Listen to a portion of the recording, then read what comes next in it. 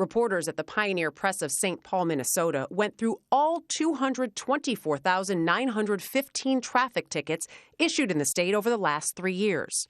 They found only 3% of tickets were written for drivers exceeding the speed limit by 10 miles per hour or less. The most common ticket issued was for those driving 12 miles per hour over the speed limit. While speed is a main factor for officers to pull someone over, there are others impacting their decisions. How you doing, buddy? The research showed age and gender do make a difference when ticketing someone for a traffic violation. The younger the driver, the more likely they'll be ticketed. 16 to 25-year-olds got 1/3 of the speeding tickets, and men are ticketed 50% more than women across all age groups. That's very comforting, but I'm in a high-speed pursuit.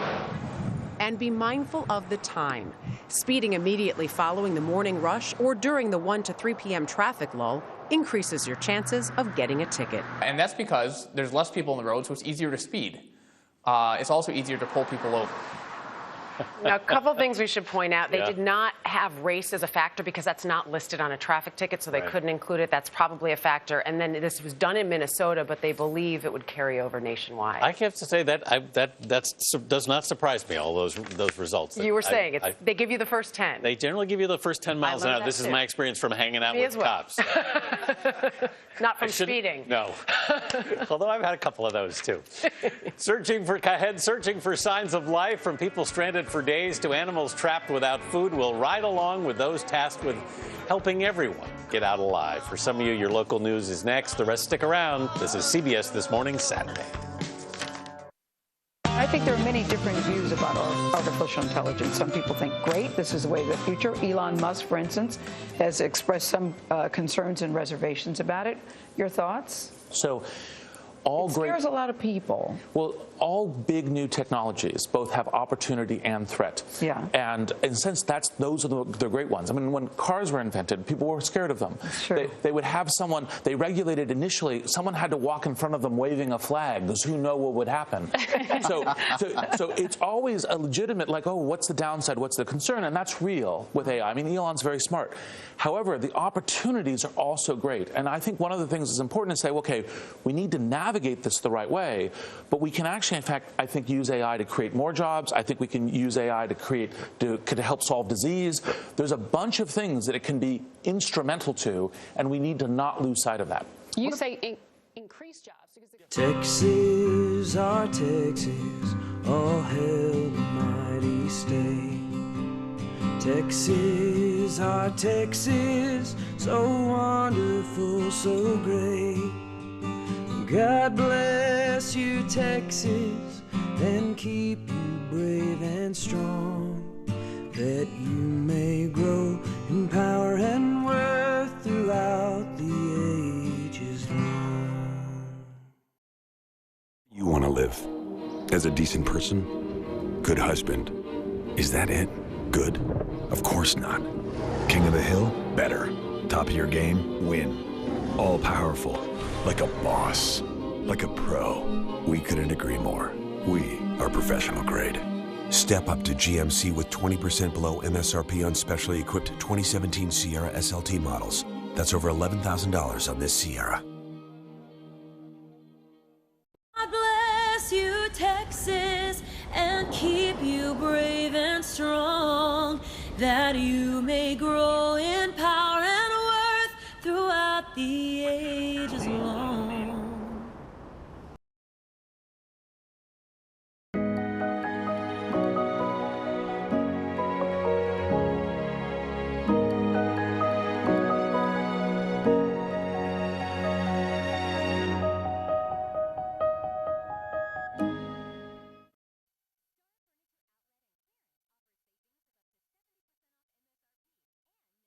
Our Labor Day sale, save an additional 20% off our lowest prices on all floor samples. Plus, everything is priced to go. Come in early for the best selection on unique, one-of-a-kind bestsellers from Star Showrooms arriving daily. Save on the name brands you want, many items at or below cost. Plus, this weekend, save an additional 20% off floor samples on top of incredible Labor Day savings. Shop the outlet and save. We had some explosions there at the plant. They likely were going to expect more, and here we are.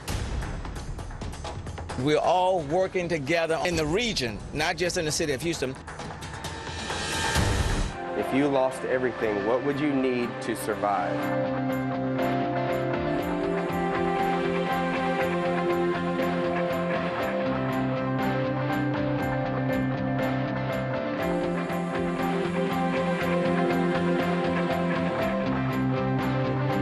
Thanks for joining us. I'm Ron Trevino. And I'm Grace White. We have a lot to show you this morning. Thanks for being with us. Let's get straight to our headlines. New overnight, there's an immediate mandatory evacuation in Lake Jackson. This is for all residents who live on Dewberry Street, Dewberry Court, and Strawberry. And in from Harris County overnight, 3 more people reported dead, bringing the death toll from Harvey to 42. Yesterday, President Trump sent Congress a first request for federal money for recovery efforts. The total, $7.9 billion. And we are hoping to learn more about that when the president and the first lady visit Houston and Lake Charles, Louisiana. That's happening later today. All right, let's talk about the weather and some good news. The good news is we're going to have great weather today. We are looking forward to it. And Grace, we're talking about a cold front. Blake Matthews, a cold front, a real one with temperatures in the 50s. Hey, don't be giving all my information away, Rod. You know, I couldn't help it. At least it gives you right. We're at least excited. it gives you something to look forward to, right? Hey, just real quick, that $7.9 billion will only be a drop in the bucket compared to what the final damage toll will be here across southeast Texas. In fact, the National Weather Service from Houston a couple of days ago already said this is likely to be the costliest hurricane in U.S. history at over $100 billion. Taking a live look out over Galveston this morning. What do you see? A little fog out there. Some people getting their exercise on there right along the seawall. All in all, a very nice start to your Saturday. Looking like it's going to be a beautiful weekend. All right, let's go ahead and take a look here at some of the visibility across the region. We're down to 4 miles in Conroe, 7 miles at Bush, 2 miles there in Sugar Land, but you'll notice Columbus coming in with no visibility at all. So keep in mind that it is very tough out there in some locations. Temperatures across the board this morning, we're at 69 in Cleveland, 67, nice and cool there up in Montgomery County, 74 in Huntsville, 76 degrees in Hobby, and 79 degrees down there in Galveston. So here's your forecast for today. Shaping up to be a fairly nice day. Yesterday we did see a few scattered sea breeze storms out along the immediate coast. I think today most of us are going to be mostly dry. We're at 72 degrees heading into this morning. And then taking a look here in the afternoon, still a relatively hot day, but that is actually our average high temperature for this time of year at 93 degrees. So mostly sunny to partly cloudy skies. And then heading into this evening, mostly clear with some patchy fog late. We're going to be talking a lot about Hurricane Irma coming up in your next hit. But again, it looks like we've got a big cold front coming up as well. We'll have your full forecast in just a few minutes. All right. Thank you so much, Blake. Over in Crosby, they had flooding like so many of us did, but then they also had the fear and the concern over what's happening at the Arkema plant. It's basically been a ticking time bomb between the power outages and the flood damage. We have live team coverage for you this morning, starting with Will Ewack for us. What's the latest, Will?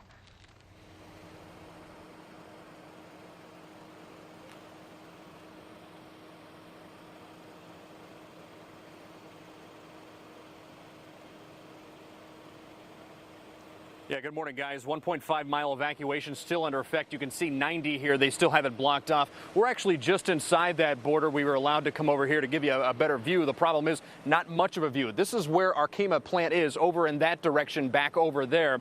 And what's going on right now is about a week now since Harvey made landfall. Flames shot out of the plant last night about 5 o'clock with black smoke as well. That was the second fire there this week. The backup systems fail in the flood as that takes away their power. They still don't have it. The backup generators eventually ran out as well. This last one, a peroxide container, exploded on Thursday. There's been over a dozen deputies taken in for smoke inhalation. Now, Arkema says they safely shut down the plant last Friday, but they got 40 inches of rain. People near the plant say that first explosion sounded like a bomb going off. Anyone not inside that 1.5-mile evacuation was asked to keep their windows closed, keep their ACs off if there's a fire or smoke coming out of there. And the worst part, the bad news is, while a lot of people are seeing receding waters and trying to get back to normal life if they can, trying to clean up, plant officials out here say that may not be over. They're expecting possibly some more explosions or fires like this to continue as they still do not have power, guys. That has to be such a major concern for everybody out there. Difficult because I know everybody's anxious just to return home. And they want some answers. But they still can't out there. It's got to be very stressful for people out there in that neighborhood. Well, Ryan Takeo is talking to homeowners who evacuated, and they can't get back home. They're in Crosby. He has the latest for us. Ryan. This is one room right here that my daughter gave up, and we have 4 people staying in here. Karen Van Loo is playing host to a full house. We have 3 recliners taken, and we have the couch taken, and then we have a few in the motorhome that's parked outside. 14 people and 7 dogs are squeezing into her Crosby home. The evacuees all live within the 1.5-mile radius near the Arkema plant, including Karen's brother-in-law, Thomas. The way they were talking, it was just like, it's going to happen right now. He, his family, and neighbors felt like police and the National Guard made the situation sound more dire than reality Tuesday. In my mind, I'm thinking, you know, it's going to blow everything that we got away. They assisted with 250 to 300 people to get them out of their homes, but if they chose to stay, we couldn't force them to leave. Rachel Moreno with the Harris County Fire Marshal's office says the evacuated families cannot go back until the area is cleared. It's an extreme precaution that we're taking because you saw how big the fire was, you saw the black smoke. We just don't want to take the chance that anyone gets hurt. We couldn't go to work today due to the fact that I didn't have my badge to get in my job. Thomas says the evacuation has hurt his bottom line as he blames the plant for not being storm ready. They put us out of our home because of their problems.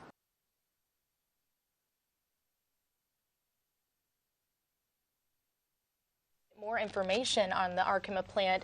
We've been looking at records and all sorts of things just to get people an understanding of what's happening. Exactly, and our investigative reporter Scott Knoll looks at what federal investigators have discovered. This is the most recent OSHA inspection report for Arkema's Crosby plant. It's from August of last year. In it, inspectors cited the company for 10 different violations. But more than the number, consider this. OSHA considered all of those violations to be serious, and 9 of the 10 violations dealt with safety management of highly hazardous chemicals. That includes OSHA citations for not ensuring equipment was safe for the hazardous location, for inspection and testing procedures that did not follow good engineering practices, for not inspecting and testing 11 pieces of equipment, including pipelines, for not having records showing workers got required training on operating procedures. OSHA also cited the company for not implementing written procedures to maintain ongoing integrity of equipment. OSHA says all the problems were fixed earlier this year, and the company paid $91,724 in penalties. What we do know is the company says this was caused by Hurricane Harvey. What's not clear is if any of these hazards contributed to it. Standing for Houston, I'm Scott Knoll, KHOU 11 Investigates. A developing situation we will no doubt continue to watch closely throughout the weekend. Yeah, people in Crosby looking for answers, and you can't blame them. You can't blame them at all. Absolutely. At least 100,000 structures got some kind of damage during this storm. But this morning, we're taking you to Forest Cove, just south of Kingwood, where several homes were literally washed away. Our Matt Doherty has more. Like, that's not really anything, you know, it's not. I don't even know why I'm bothering you. It's not anything, but it's mine. Joy Rizzi's entire life is somewhere in here. I had a lifetime already that I collected things, and that was my home. She's a former Marine and can be tough, but this time it's too much. I don't have my pictures of my daughter and my son growing up. I mean, I don't have anything. This neighborhood has withstood floods in the past, but not this time. Last week, 3 homes stood where today you only see an empty space. They've disappeared. Rizzi believes somewhere down the river. Washed away by force, she says. This is violence. This is deadly violence. This is destructive violence.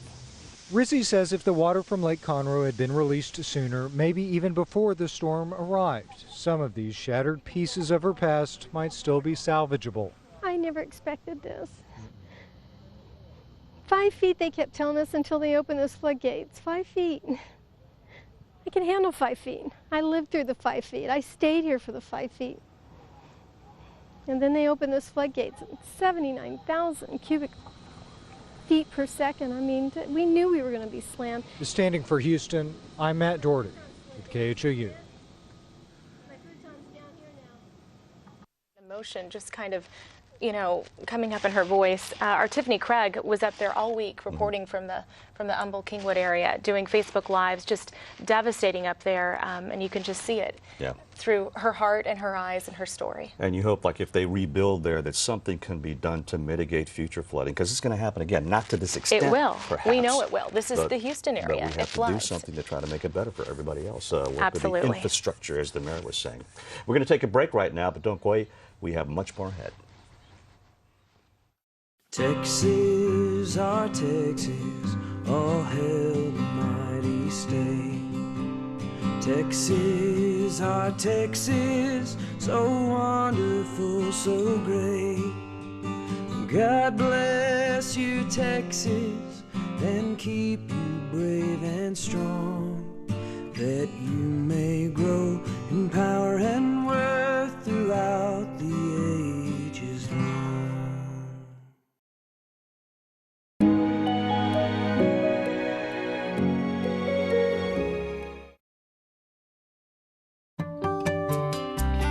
So I don't want my home to look like everyone else's. I really want it to reflect my own personality. I don't actually have a specific decorating style. I like to explore different themes in different rooms. I love to browse, I love to ponder, I love to visualize, get ideas of what's going on, what's new. Once I fall in love with something, there's no turning back. I have fun with it, making my style my own. Take a fresh look at Star. You may be surprised. I'm Brad Mallory, owner of Clean Team Plumbing. We have all been affected by Hurricane Harvey. We're waiving all material costs to our customers for whole house repiping, tankless water heaters, and tank style water heaters. We also have our drywall crews on standby, ready to remove wet drywall caused by the storm. We are Houston's local repiping and plumbing company that you can count on in your time of need.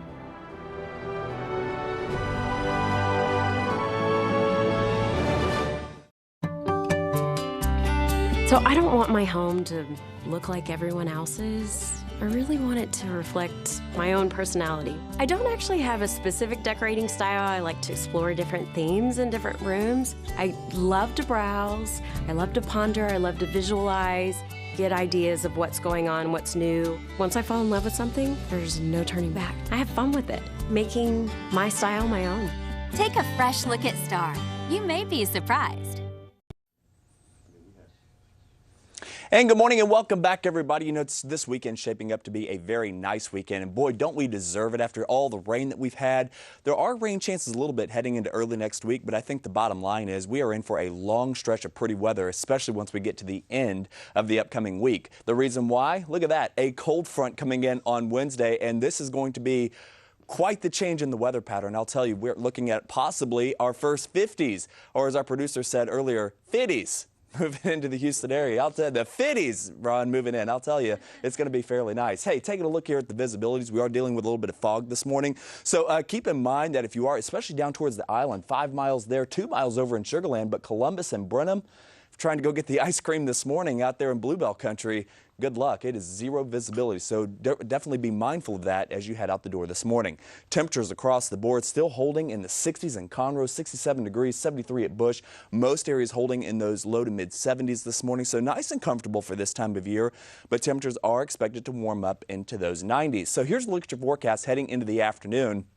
You'll see that the temperatures are expected to warm up back into the 90s. Our average high temperature for this time of year is 93 degrees, and you'll see that by 1 o'clock we're at 89 there in the Woodlands. We're at 88 degrees heading into Bush, 88 in Pearland, 85 degrees down there on the island. But look at heading into the afternoon here. Temperatures do make it up into the lower 90s, 91 degrees there in the Woodlands, still showing about 88 degrees at Bush Intercontinental Airport, although I do think we're going to see a few degrees warmer than that. 90 out in Katy and Sugar Land, 84 degrees down there on the island. And then those temperatures come back down into the mid 70s by the time we get to about 10:30 this evening. So a pleasant afternoon shaping up. There is just the slightest chance, maybe 10%, of a few sprinkles across the area as well. In fact, I'll show you that on our hour-by-hour forecast. This is our rapid refresh model, and you'll see as we zoom on in, continue on there, you'll see the clouds out there, a partly cloudy day shaping up to be a fairly good one, but watch closely. See these little pinpoints there up near Willis, and we continue on into time, and you'll notice that there are just a few of them out there. So again, not enough to cancel any outdoor activities. Still looking at a mostly sunny afternoon, turning partly cloudy in the afternoon, And then again, just another hot day, 93 degrees, which is exactly where we should be for this time of year. All right, let's go ahead and continue on here, and you'll see as we take a quick peek at the tropics, Hurricane Irma. Boy, I'll tell you, a very impressive hurricane. Look at that little pinpoint eye right there. The latest advisory from the National Hurricane Center, as we continue on with our graphics here, shows a Category 2 hurricane, probably a Category 3, and we're still looking at 110-mile-an-hour winds with a westerly movement at 14 miles an hour. That pressure down to 970. Remember, the lower the pressure, the stronger the storm, and it does appear that the northern Leeward Islands here, out towards St. Martin, getting out towards the British Virgin Islands there, will come in close contact with Irma, but it does not appear to be a threat to the United States at this time, or at least to the Gulf Coast. So that is good news. If you see any tracks out there that bring this towards Texas, it is fake news. At least right now it is. So again, this is no threat to the Gulf Coast at this time. So we'll continue to monitor this very, very closely. Obviously a very powerful hurricane, and you can see that out of all the hurricanes out towards where Irma is right now, only one of them has ever made it to Texas, and that was Ike back in 2008. So your forecast heading into the rest of your weekend here, 93 degrees heading into your Saturday, 92 on Sunday, slight chances of rain Monday, Tuesday into Wednesday. This is where our cold front begins to work its way into the region. And my goodness, there it is, Grace and Ron. You see that? 58 degrees, 58 right there on Thursday morning with a high of only 82. Bright sunny skies, not only for Thursday and Friday, but heading into next weekend as well. I don't know about you guys. I think we deserve it. Yeah, we do. We do. Great I'm ready. This weekend and 50s on Thursday. All right. Thank you so much, Blake. Talk to you later. All right. Well, among the hardworking folks during Harvey is the face and the voice of the Harris County Flood Control District. By now, you know meteorologist Jeff Lindner. Wearing his trademark blue shirt, he's held a constant stream of news conferences, answering a constant stream of questions. People appreciate his hard work. A GoFundMe page has been started called Let's Buy Jeff Lindner a Vacation. So far, it's raised over $16,000. How about that? Well, despite the good intentions, he cannot accept the money. Rules are rules. Looks like the money will be going to charity.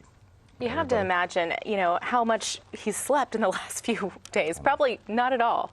Like so many people, those first responders, county and city officials have been working around the clock. We've seen it day after day after day. He can't get that vacation, but maybe some friends will pitch in and he'll buy a new blue shirt. Who knows?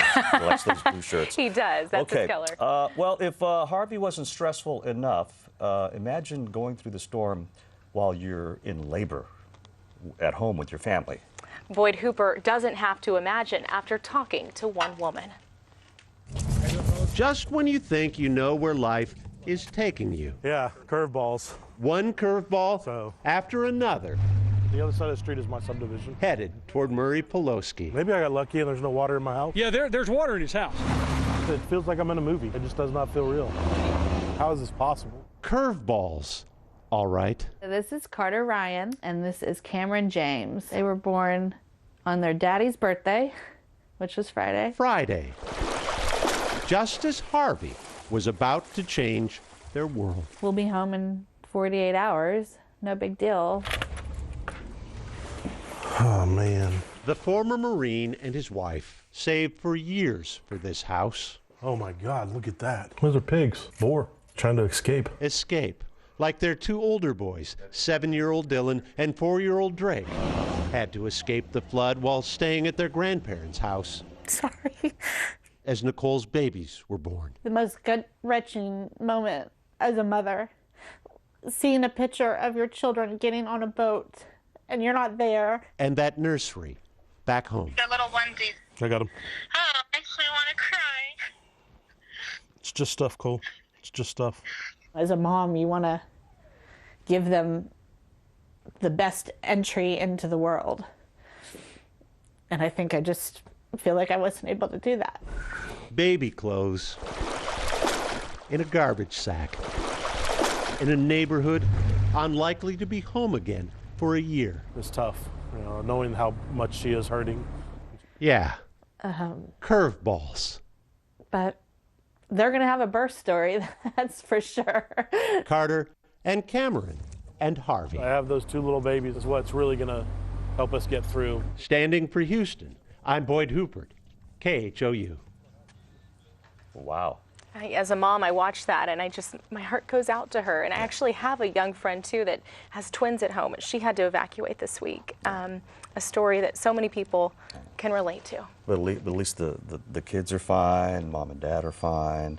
But yeah, it may take them years to recover. But the best news there is everybody's fine. Right. The gift of life right there. Yeah, we've learned that this week. What is most important? Yeah. Stay with us. We'll be right back. The best stories about the best of us. Heart Threads. Like us on Facebook.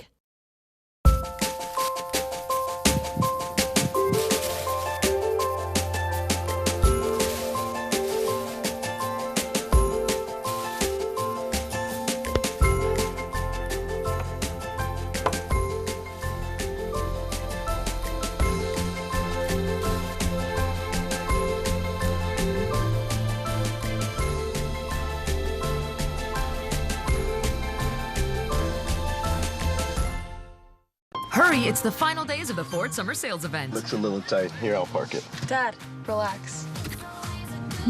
Whoa. You kids have it way too easy these days. Take on summer right with Ford, America's best-selling brand. Time is running out for summer's hottest offer. Get 0% for 72 months plus an additional $1,000 on top of your trade-in. That's 0 for 72 plus $1,000 trade assist cash on Fusion, Escape, Edge, and Explorer. Hurry, ends September 5th only at your best in Texas Ford dealers.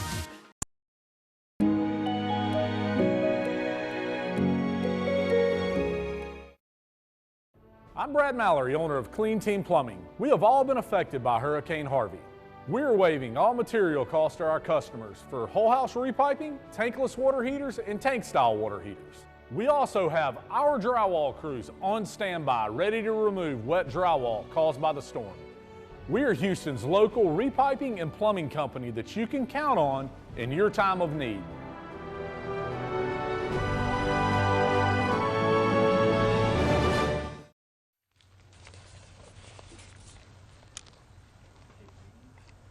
Welcome back, everybody. I'm Ron Trevino. And I'm Grace White. Let's get you caught up now on the latest headlines. Starting today, the Houston Independent School District is providing 3 free meals a day for those affected by Harvey. The district says they are starting with lunch service at 4 elementary schools this morning. And those who receive SNAP benefits will automatically have their September funds loaded onto their Lone Star cards this weekend. Normally, people see their benefits staggered through the first half of the month. Also, a warning from the city of Houston. They say someone is going around impersonating city and FEMA officials. The impersonators are apparently knocking on doors, trying to break into people's homes. If you aren't sure who is at the door, the city says ask for an ID. Anyone who is an official should be able to show you a clearly labeled photo ID. Important information there. That is pretty scary. Yeah, hard to imagine, but it's happening. Yeah. Well, as we've been telling you this morning, the president will be visiting Houston later today. More than 1 million people have been affected by this storm. Everybody is interested and paying attention to what he will be telling us. Don Champion has the latest. Amen. Just tell us where to go. Across parts of southeast Texas, volunteers are now helping flood victims clean out their homes. Howard Holmes admitted starting over is already overwhelming. You can't stop. You have to keep going. Because if you stop, you lose that head of steam. President Trump will visit the storm-ravaged region today, a day after he asked Congress for $8 billion in initial federal disaster relief for Hurricane Harvey victims. Even as more help arrives, floodwaters continue to threaten thousands. You need to understand about the possibility that you could be impacted by flooding waters in the coming days. In Beaumont, where Harvey made a second landfall earlier this week, the city is still without access to clean water. Now bottled water being brought in is gone almost as quickly as it's delivered. It's not a good situation. We've been in line every day at all of the different stores buying water because we unfortunately aren't in line in time to get the free water. Here in Houston, most of the floodwater is expected to recede by the end of the weekend. The police chief here has been traveling across the city thanking officers who carried out countless rescues. Can't sleep knowing that you have people out there in danger None of us have been able to sleep. Other problems continue to plague the region, including more fires at a chemical plant where flooding cut power to generators that cooled volatile chemicals. Don Champion, CBS News, Houston. And Congress is expected to vote on that federal relief package next week. And to speed up its approval, the Trump administration is asking for it to be passed on its own without adding any other political measures like raising the debt ceiling. And of course, the impact of Harvey is going to be felt by Houstonians for weeks, months, even years to come. And Ted Land shows us how it's changing our city forever. Before the storm. Come up with a sentence. Before the storm. I wasn't selfish, but I was probably more into myself than I should have been. Before the storm, life was normal. I didn't appreciate these blue skies so much. Life in Houston has changed, but how? Before the storm, I mean, I really didn't have any fears. For volunteers who rushed into shelters, Harvey challenged them to look inward. Before the storm, I was really focused on materialistic things and just not being as appreciative as I should of the life that I live. After the storm, it makes me want to be able to go out in the community more and give back more than I've done in the past. It stopped everything. It stopped everything, put me here. After the storm, it just made you realize how just the little things mean so much. After the storm has been pretty good. I've been getting everything that I need, and so I can't ask for anything else but just accept the help that I'm getting. For evacuees like Terrell Lewis, the flooding has, in a twisted way, helped him appreciate this place he calls home. My life now is a little more enriched simply because of the Houstonians. We all came together, man, and we took care of our own. After the storm, it's kind of like, do whatever it takes kind of, mood. You really open your eyes to what's more important in life, and there are bigger things, and just don't take life for granted because it can be over like that. Amid the destruction, Harvey left perspective. Yeah, it's a huge eye-opener. It should be called a city of help because they are helping me and a lot of other people. And I'm thankful for what they're doing. Standing for Houston, I'm Ted Land with KHOU. And I love these people and I love this town. And we all love this town. We do. It's that spirit we've heard day after day, that compassion, that hashtag Houston Strong that's trending. And I just love it. It says it all. But people's lives have been changed forever, and we hope the city for the better. But just think, a week ago, we were all thinking about buying the Eclipse glasses. That was our concern. Yeah. And just how quickly, within a matter of days, your lives are all changed, just like that. I know. It's just, it's incredible. You're right. Just a week ago, it's hard to imagine the storm pulling in and then now the rebuilding and recovery effort. And some people we can't forget are still looking for their loved ones. But we're all in this together. And maybe from this day forward, we can build a better city. We can. One that can withstand floods a lot better. Absolutely. All right, let's go to our Blake Matthews. He is standing by watching our forecast, and I believe you have some good news for us, Blake. I think we deserve a little good news. And it's amazing. Let Harvey be a good example as to the reason why we have to watch the computer models every single day, because a week ago, we were still talking about Harvey moving into Mexico, us having a beautiful weekend. Clearly that didn't happen. So hopefully this weekend is going to be a nice one. Next weekend is going to be absolutely spectacular. Wait till you see the 7-day coming up. All right, take a look at visibilities this morning. If you're headed out to the grocery store, maybe continuing that recovery, whatever it is you have planned for your Saturday, it's going to be a very nice day to do that. There is just the slightest chance of a few sprinkles out there, but all in all, I think it's going to be very nice. Starting off with visibilities at 3 miles there in Conroe, 7 miles at Bush, still coming in at 0 visibility out there in Brenham and Columbus, and 5 miles down there on Galveston Island. Continuing on here, temperature is still nice and comfortable out there this morning. Conroe coming in at 67 degrees, 74 in Huntsville, 72 in Livingston, 69 there in Cleveland, and 77 degrees down there on Crystal Beach. Temperatures today are expected to move up into those 90s as you would expect. But take a look here at the futurecast as we put this into motion. Here we go. So basically we have an area of high pressure. This is the high pressure that blocked Harvey from moving through the state of Texas and kept it over Houston. That's going to retreat a little bit and allow a trough of low pressure and a cold front to sweep right on down into the state of Texas. This is going to be our friend, because not only is it going to keep our skies mostly dry heading into the end of the upcoming week, but boy, is it going to cool us down. So as we continue on here, you'll see that cool air spill in out of Canada. We're talking nice cool conditions. Temperatures down into the 50s overnight, especially especially heading into Thursday morning. So if you've got that thin blood, especially up on the north side, Conroe, always the cold spot. You guys may be down in the low to mid 50s before it's all said and done, especially a nice relief here as the recovery continues, not only just for next week, but heading into the weeks and months and probably years ahead. So take a look here as we continue to look at our future track. We've been monitoring this area of moisture down here in the Bay of Campeche, and it doesn't look like it's going to develop into much. The Hurricane Center's pretty much dropped it from its outlook, but the bottom line is the moisture that's down there, we thought maybe would move up into southeastern Texas and give us a fairly decent rain chance heading into early next week. Doesn't look like that's going to be the case anymore. As we put the map into motion, you'll see that the front is going to sweep on down and basically scour most of the moisture out and take it on off towards the east. So as we continue on here, you'll see that front, there it is, right there, heading into Wednesday at 9 o'clock in the morning. That's going to pull all that moisture out on off towards the east. And as we continue on, you'll see that we are going to dry out very nicely behind that front. We're talking bright sunny skies heading into your Thursday, Friday, and into next weekend. So here's a look at your forecast as we continue on here. Again, nice and sunny here across the state of Texas heading into the weekend and heading into early next week as well. 72 degrees this morning with some patchy fog out there, 93 by the afternoon. Looking at a temperature right around 84 degrees under those mostly clear skies. We could see some patchy fog develop once again overnight late tonight heading into early tomorrow morning and the next 7 days. We're talking about temperatures remaining in the 90s for the next couple, but then we see those temperatures cool down heading into the end of the week. So 93 today, 92 heading into your Sunday, 20% chance of rain Monday, Tuesday,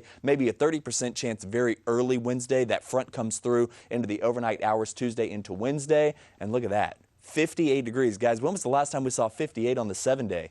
82 degrees for that high temperature, 84 heading into next Friday. Again, we could have a couple of nights back to back in the 50s. This is my kind of year, or this is my time of year actually, because not only do we have some football games going on today, but we've also got the cooler weather moving in. So, yeah. Bon appetit. Yeah, and the Astros have that doubleheader too. Yes. Something to look forward to. Yeah. All right, back to the floods though. While some people are actually back in their homes now, tearing out the drywall, starting to rebuild, others are still evacuating. Hard to imagine. Elena Nearing is in Brazoria County with the latest. That's right. I'm down in the city of Richwood, and the flooding waters are continuing to hold steady, and in some spots they're actually expected to rise. 50% of the residents are impacted by floodwaters down here. It's a community of around 6,000 people, so that means 3,000 folks are dealing with flooding in their homes. So a lot of folks still coming out and checking things out. We're kind of at a relatively quiet staging center here just near Richwood Park. And take a look behind me. You can see a couple of the houses just with standing water in their front yard. They do have sandbags out in front, and people are trying to take precautions, but the water is just sitting here, and it's been sitting here for the last couple of days. So again, we're talking about 50 to 100 homes in the city of Richwood, and they are dealing with rescues continuing. So mandatory evacuations are in effect for some folks here, and they do believe they expect to add a couple more neighborhoods to that mandatory evacuation list. The reason for that, because there is a potential for rising waters, they want to get folks out while they still can, while they still have city services. Electricity is on for most everyone, but we're talking about running water. We're talking about sewer services, and you certainly don't want to be in your home if you lose access to those city services. I spoke with Mayor Guthrie earlier, and he's talking about updating folks on Facebook. They've been getting a lot of phone calls, a lot of emails, text messages. It's a small community here, and it seems like everybody's pretty close-knit, and they're reaching out. They're asking what can they do. They've also been getting a lot of volunteers coming in from other cities, and the mayor says while they appreciate that, they do have everything relatively under control. Everybody's working together, and this is a common theme that I've seen here. Just around the Houston areas, that everybody is just working together, and they believe that they're going to get through this just fine. Again, there are going to be a new voluntary evacuations and they will be issuing mandatory evacuations later on today. That information will be posted on their Facebook page. I also spoke with the mayor about the fact that school has been canceled for the next couple of days, but they are expecting to get kids back into school on Wednesday Thursday, and that will be determined by the school district. So we do still have standing water here in Richwood, and we do have the potential for some of those floodwaters to continue to rise. So we're going to be watching that pretty closely, and we are going to be also updating you on any new evacuations that will be taking place here in the city of Richwood. So I'll send it back to you guys in the studio. I'm Elena Nearing. Thanks, Elena. A difficult situation. Our prayers are certainly with those people. Yeah, it looks like they're all trying to stay in touch, if it's even through Facebook. One day at a time. Well, in the wake of the storm, a lot of celebrities are coming together to help out with the relief effort for Houston. Let's take a look now at some of the latest people to donate money. Tech billionaire and Houston native Michael Dell has made the largest contribution to date.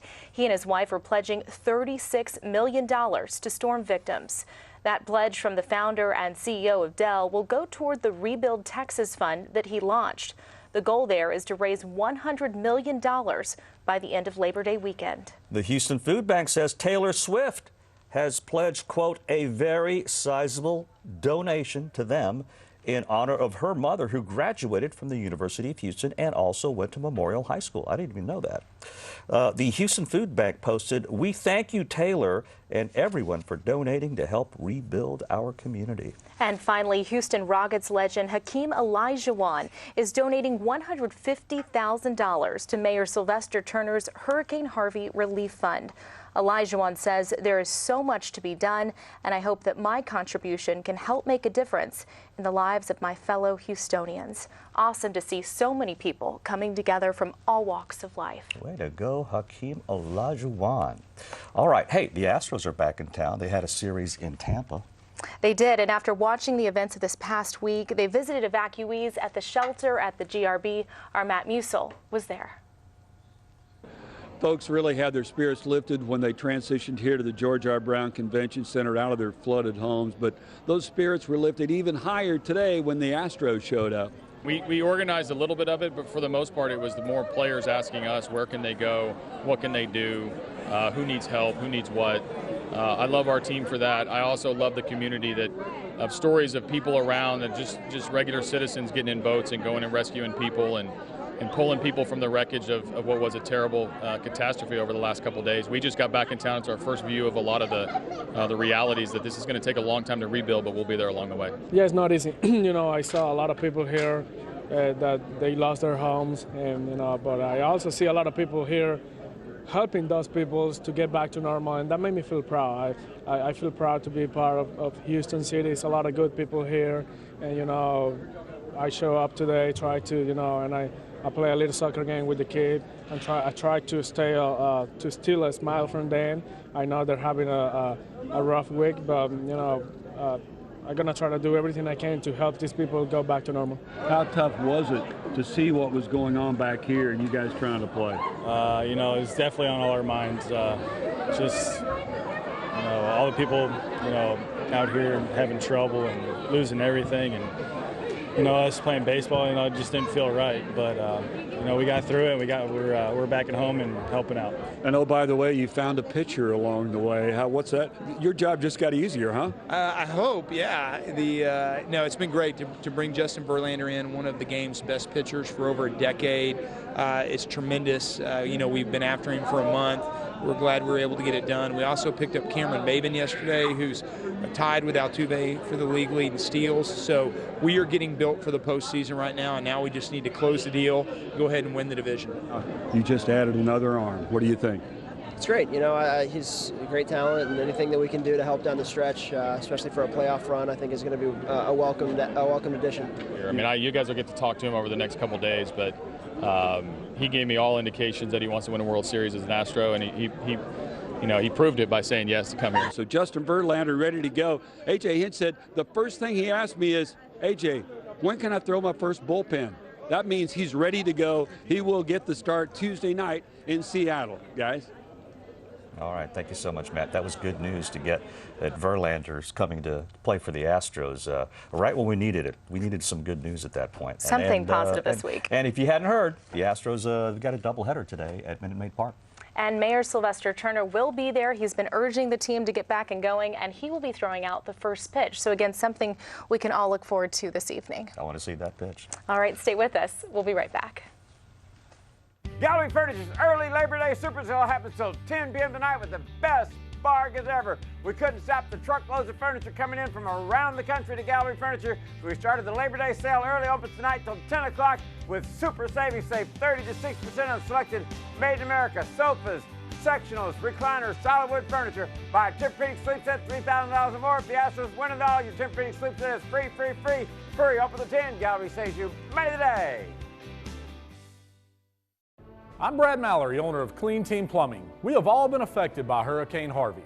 We're waiving all material costs to our customers for whole house repiping, tankless water heaters, and tank style water heaters. We also have our drywall crews on standby, ready to remove wet drywall caused by the storm. We are Houston's local repiping and plumbing company that you can count on in your time of need.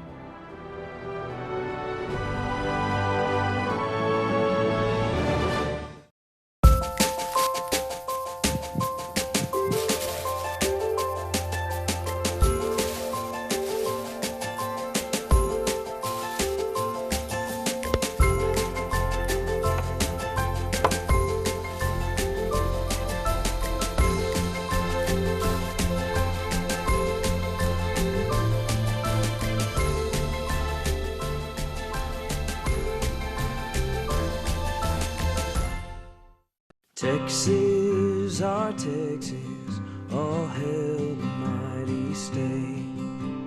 Texas, our Texas, so wonderful, so great.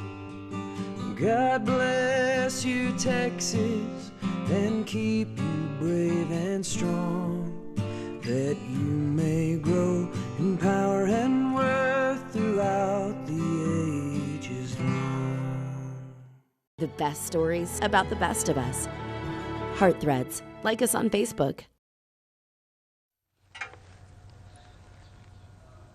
Welcome back this morning. While homes flooded and people needed help, it was first responders who jumped into action. Yeah, and now we look at one of those responders who helped others while losing his own home in the flood. Here's Larry Seward. Volunteers who lost homes cruised Nichols Avenue dishing out goodies. We've got food, we've got water, we've got cleaning supplies. If only they could dry homes and tears. What are you thinking looking at this?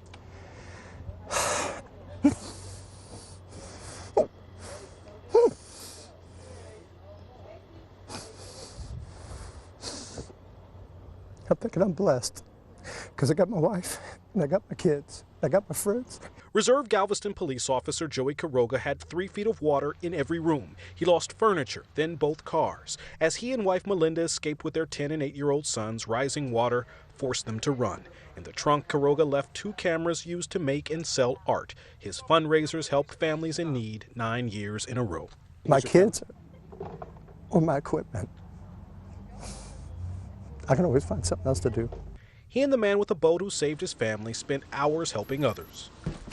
6 days later, Dwanta Johnson wonders when FEMA will step up.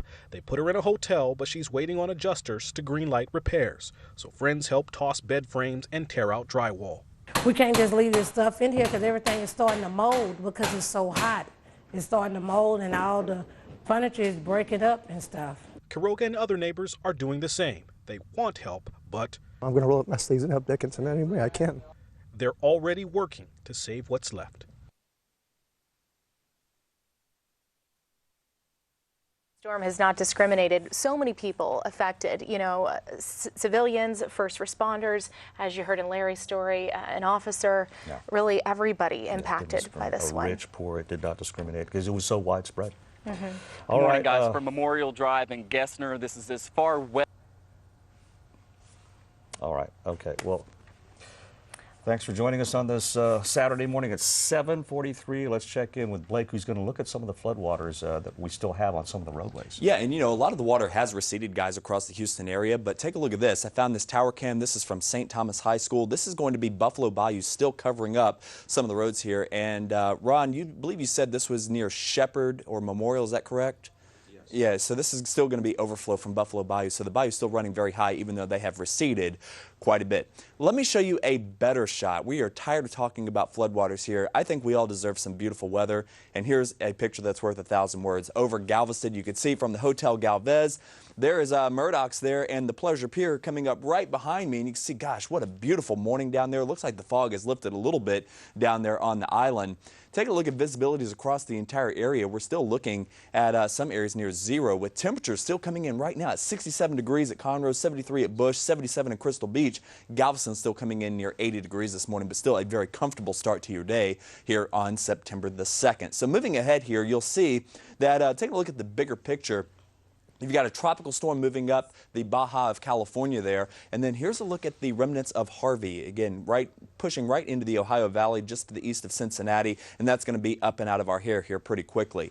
Zooming on down here into the state of Texas, though, it is a very nice morning across a huge chunk of the state, from Austin getting up towards DFW and Houston. A little bit of rain there up towards Oklahoma City. So if your travels take you up the North Freeway into Dallas or perhaps north of there, you may want to take the umbrellas. But here locally, looking for a beautiful afternoon. And I think we certainly are in for a treat, not only this weekend, but heading into next weekend especially. We're talking about highs in the low 80s, mornings start down in the 50s as our season's first big cold front moves through the area. And keep in mind, our first cold front normally isn't due in until September the 20th.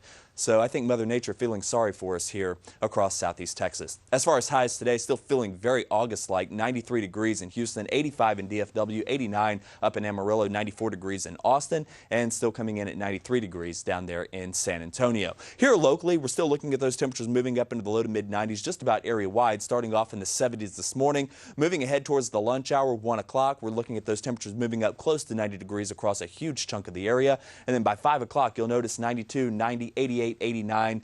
The temperature in Houston and in Pearland probably running a little cool, but again, I think most of us will be in those low to mid 90s for the afternoon before temperatures cool back down into the 70s heading into the overnight hours tonight. So your forecast shapes up like this heading into the next couple of days. First, let's talk about Irma, a very well-developed hurricane. You can see that pinpoint eye right there, although it looks like the eye has closed a little bit.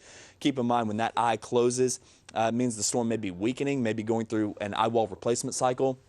But the bottom line is, look at the outflow. Beautiful anticyclone here up above it, and it looks like Irma is full, all systems go for strengthening. In fact, some of the models make this a very intense Category 4 and or Category 5 hurricane in the next couple of days. Thankfully, it is no threat to land anytime within the next 2 to 3 days. Take a look at your forecast, though, for today. 93 degrees, mostly sunny skies. Can't rule out a few sprinkles out there, but all in all, not enough to cancel your plans outdoors. 92 heading into your Sunday. Slight chances of rain Monday, Tuesday into Wednesday. There's our cold front, guys. It comes through early in the morning on Wednesday. Clears us out for Thursday, heading into Friday. Temperatures only in the low to mid 80s for daytime highs. Morning starts down there in the upper 50s. September is here, and would you know, it's on time for once. All right. Okay, thank you so much, Blake. We are ready. Turning now to Buffalo Bayou. The water is continuing to rise. It's a situation that everybody's watching closely, especially because water is continuing to be released from the reservoirs. And that's led to a new voluntary evacuation. Here's reporter Michael Wooten. Good morning, guys. From Memorial Drive in Gessner, this is as far west as you can go from downtown before you're going to hit one of these many roadblocks. Right now you can see there are quite a few Texas state troopers here keeping traffic out of this impacted area. Around 20,000 homes are in this evacuation area right now. The mayor saying yesterday, we encourage you in the strongest of terms to leave your home, but this only applies to people who already have water in their homes right now. If you don't have water, then we're told it's fine for you to stay there because the flooding is not expected to get worse. But here is the bad news. The flooding that exists now is expected to last for up to 15 days. It's because they continue to release water out of the two reservoirs that is flooding Buffalo Bayou, and it's going to take 2 weeks in order for that water to come down. Crew spent yesterday going house to house, helping people evacuate if they would do so. This is not a mandatory evacuation. This is the mayor just telling people, look, if you have water in your home, you really need to get out of there right now. Folks are being taken to NRG Park Shelter if they don't have friends or family or another place to stay right now. But again, it's going to be up to 2 weeks until they're going to be able to get back into their homes here. We expect that later today, crews will start to go back into these neighborhoods and let people know, hey, if you're here and you have water in your home, you need to get out. In some cases, using boats and other rescue equipment to get people out. A lot of people did that yesterday, but we are told there are still some families remaining in their homes in this impacted area. We'll continue to update you all morning long here as we learn more and as we see crews start to go back in. But for now, standing for Houston, I'm Michael Wooten for KHOU. Thank you, Michael. Hard to watch, Ron. That's the neighborhood where I grew up, Memorial and Gessner, Spring Branch Memorial.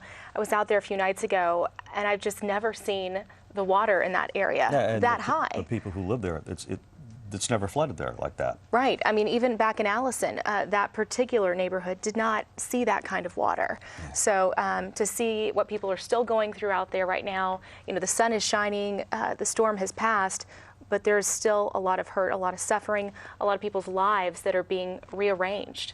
And I think it's a lesson for all of us, regardless of what part of town you live in. If it's never flooded there before, you need to think about buying flood insurance. And not for just the structure of the home, but for also the contents. I know people who had flood insurance, but it was not for the contents. So that means their furniture, their appliances, those things were not covered. The structure was covered. So these are things we're all going to have to examine and look into as homeowners here in Houston and Harris County and the surrounding communities as we move forward after this storm. As we all move forward, yes. Throughout all the devastation this week, we've seen people, heroes, standing for Houston. Yeah, they're doing what they can to help out their fellow Houstonians, including a Chick-fil-A manager. And we've got Michael KHOU with that story. In Ponderosa Forest on the north side of Houston, people are getting back in to clear out their damaged homes. But one family is still thinking about the people they met while making their escape. As fans blow fresh air into J.C. Spencer's house, his ruined belongings are being brought out.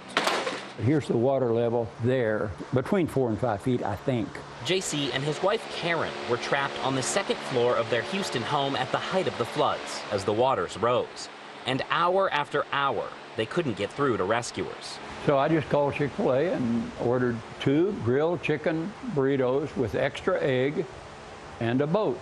That wasn't on the menu. But sure enough, the boat arrived. An employee at the store sent her husband. They were joined by 2 other men on jet skis. I just had them break those doors open, and so they came on through here. That's when J.C. took this photo of Karen. She said, I never dreamed I'd be leaving my house in a boat. But they both did.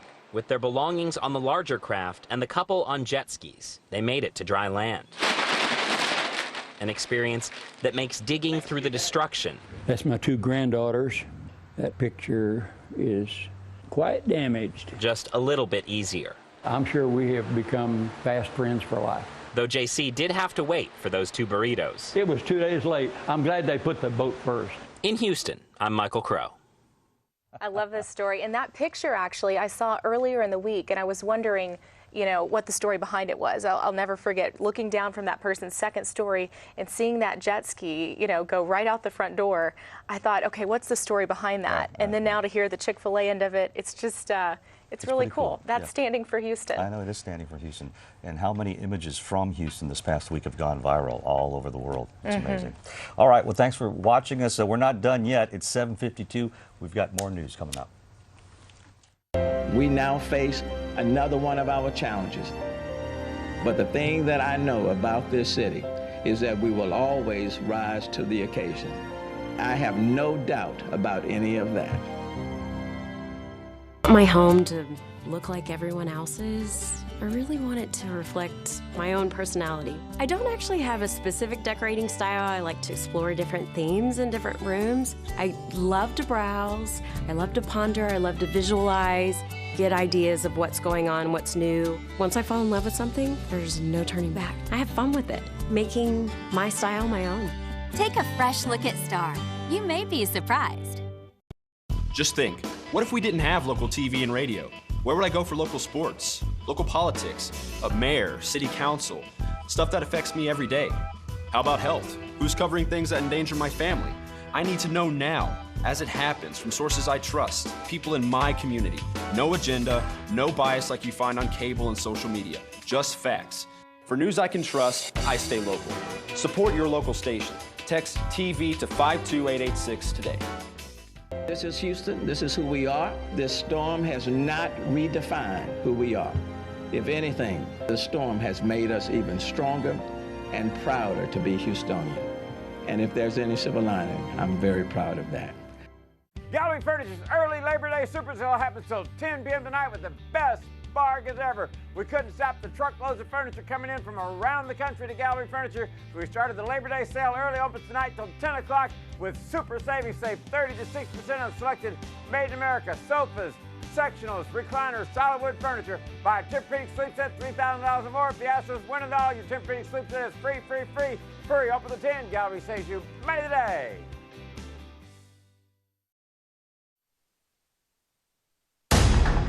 We had some explosions there at the plant. They likely were going to expect more, and here we are. We're all working together in the region, not just in the city of Houston. If you lost everything, what would you need to survive?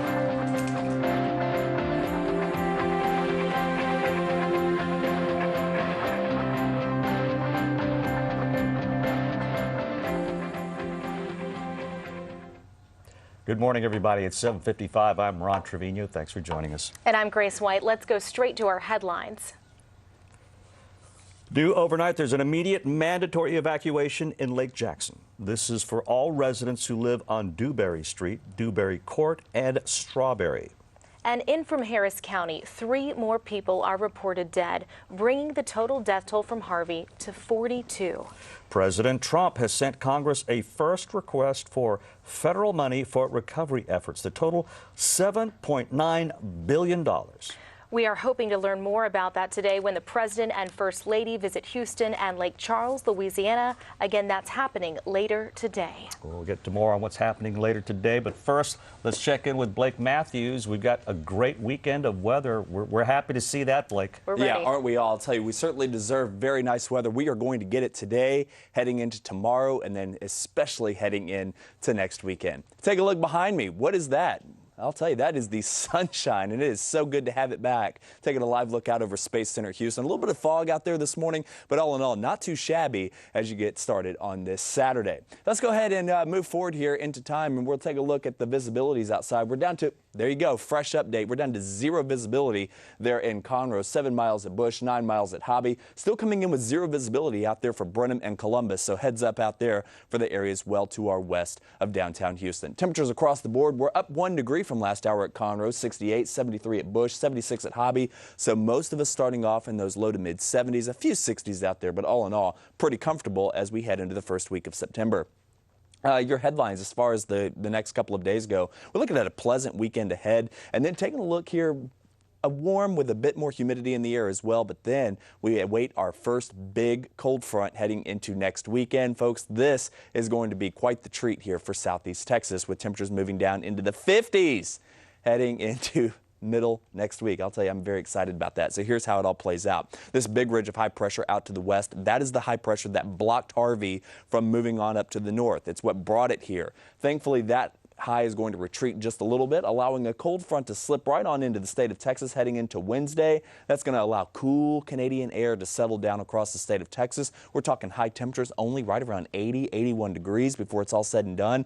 Many of us waking up into the 50s, especially north of I-10, heading into Thursday morning, maybe even into Friday morning as well. Conroe, of course, always the cold spot. You guys may be down in the low to mid 50s before it's all said and done. Not for today. We're talking about high temperatures back into those low 90s. Our average high temperature for this time of year comes in at 93 degrees. I think that's exactly where we'll be for today. It was yesterday's high. Nothing much has changed, so I'm going for 93 again. We're starting off in the 70s here this morning, but again, warming up to about 1 o'clock to right around 90 degrees, 89, 87, 88. You can see those temperatures still flirting with 90 heading into the 5 o'clock hour. 92 in the Woodlands, 90 in Huntsville, Livingston, Navasota. I think a lot of us will be in those lower 90s, so I think the model running a little cool, but all in all, not too bad. 76 degrees downtown heading into 11:30 tonight, 81 degrees down there on Galveston Island. So here's how things shape up here across the city of Houston. First, let's talk about Irma. You'll see a very well-developed hurricane well out to the east of the Leeward Islands, looking like it may be trying to go undergo what we call an eye wall replacement cycle. We're seeing that eye close up a little bit as it weakens just temporarily. It's going to replace that eye wall. It will come back together, and we will see strengthening with this storm. In fact, the National Hurricane Center says this will make it to a Category 4 at the very least as it approaches the northern Leeward Islands. So this is going to be getting out towards St. Martin and the British Virgin Islands there east of Puerto Rico. And by the way, if you have any interest in Puerto Rico, you're certainly going to want to pay attention to the weather over the next week, as Irma will likely move to the north of the island, but still they are in the cone. So your forecast for today: patchy fog this morning, 72 degrees to get you started, 93 degrees heading into that afternoon, mostly sunny, if not partly cloudy at times. There will be just the slightest chance of a few sprinkles out there as well, but again, don't cancel any outdoor activities over it, and then we could see some more patchy fog heading into the overnight hours tonight as those temperatures cool back down into the 80s by the time you head to bed. As far as the next 7 days go, we're looking at 90s for the next couple of days, overnight lows back down into the 70s, 91 on Tuesday, 30% chance of rain on Wednesday, and there you go, guys, 58 degrees on Thursday morning with a high of only 82. I'm excited. I hope you are as well. You gave us a reason to be happy and smile this morning. No Thank doubt you, Blake. about it. All right, talk to you again in just a few minutes, Blake. Thank you so much. Well, another area of concern that we're covering this morning is in Crosby and what's going on at the Arkema plant there. They had another fire yesterday. It's been unbelievable. It's basically been a ticking time bomb between floods, power outages, and the damage there. We begin our team coverage with Will Ewick. Yeah, good morning, guys. The Arkema plant, as you mentioned, Hurricane Harvey, about a week now since it hit landfall. Still some folks in this area of Crosby not out of the danger, out of the woods yet. Behind me, they still have the road blocked here on 90 east and westbound, that 1.5-mile radius evacuation. That's because they've had a couple of fires there this week. Flames shot out of the Arkema plant last night about 5 p.m. with some black smoke. The backup system failed because of the flood. They lost power. The backup generator's gone as well. A peroxide container exploded on Thursday. Anyone that has not been evacuated has been asked to keep their windows closed, keep their AC off. They want to make sure that none of that air, if there's a fire, if there's smoke in the air, is getting inside. There's already been over a dozen deputies taken in for smoke inhalation. Now, Arkema has released some information saying that they safely shut down last Friday, but they weren't ready for 40 inches of rain, and they weren't sure what they could have done to be ready because they had backup generators. It's hard to prepare for a storm of this magnitude. People near the plant say it sounded like a bomb went off when the explosion happened on Thursday, and the plant executives say that it may not be over. That's why this evacuation is still under effect for a 1.5 mile radius. A lot of people they're saying that they're likely to see more incidents like this, so a lot of people basically waiting anxiously, hoping that they can get power restored and everything back to normal out here in Crosby this morning. But that's what it looks like right now. You have to change your plans if you plan on coming through this area. They'll reroute you. A lot of these folks evacuating, some of them deciding to stay and keep their AC and windows closed. Standing for Houston this morning, Will Ewick, KHOU 11 News. Hard to imagine because everybody wants an answer. They want to know, when can I go back? When can I get back to my stuff, my belongings, my family? And right now, there isn't an answer for that particular spot. Yeah, they're still out. It's a 1.5 mile radius. And of course, they want a lot of answers, They want to know what's going to happen down the road when this is all over with. And let's hope it's all contained and nothing gets out of control at that plant. But your heart has to go out to them because they demand answers, and they should be getting some. We need to know what happened so we can move forward, so we can learn from this, and so the people, that's their home. That's their home. Well, as you can imagine, it's probably quite stressful for people living around that plant. And Ryan Takeo is talking to people who still this morning can't get back home.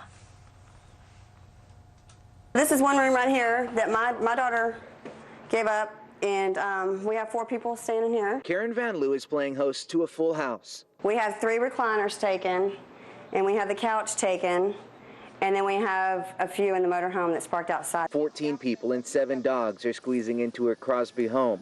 The evacuees all live within the 1.5 mile radius near the Arkema plant, including Karen's brother-in-law, Thomas. The way they were talking, it was just like it's going to happen right now. He, his family, and neighbors felt like police and the National Guard made the situation sound more dire than reality Tuesday. In my mind, I'm thinking, you know, it's going to blow everything that we got away. They assisted with 250 to 300 people to get them out of their homes.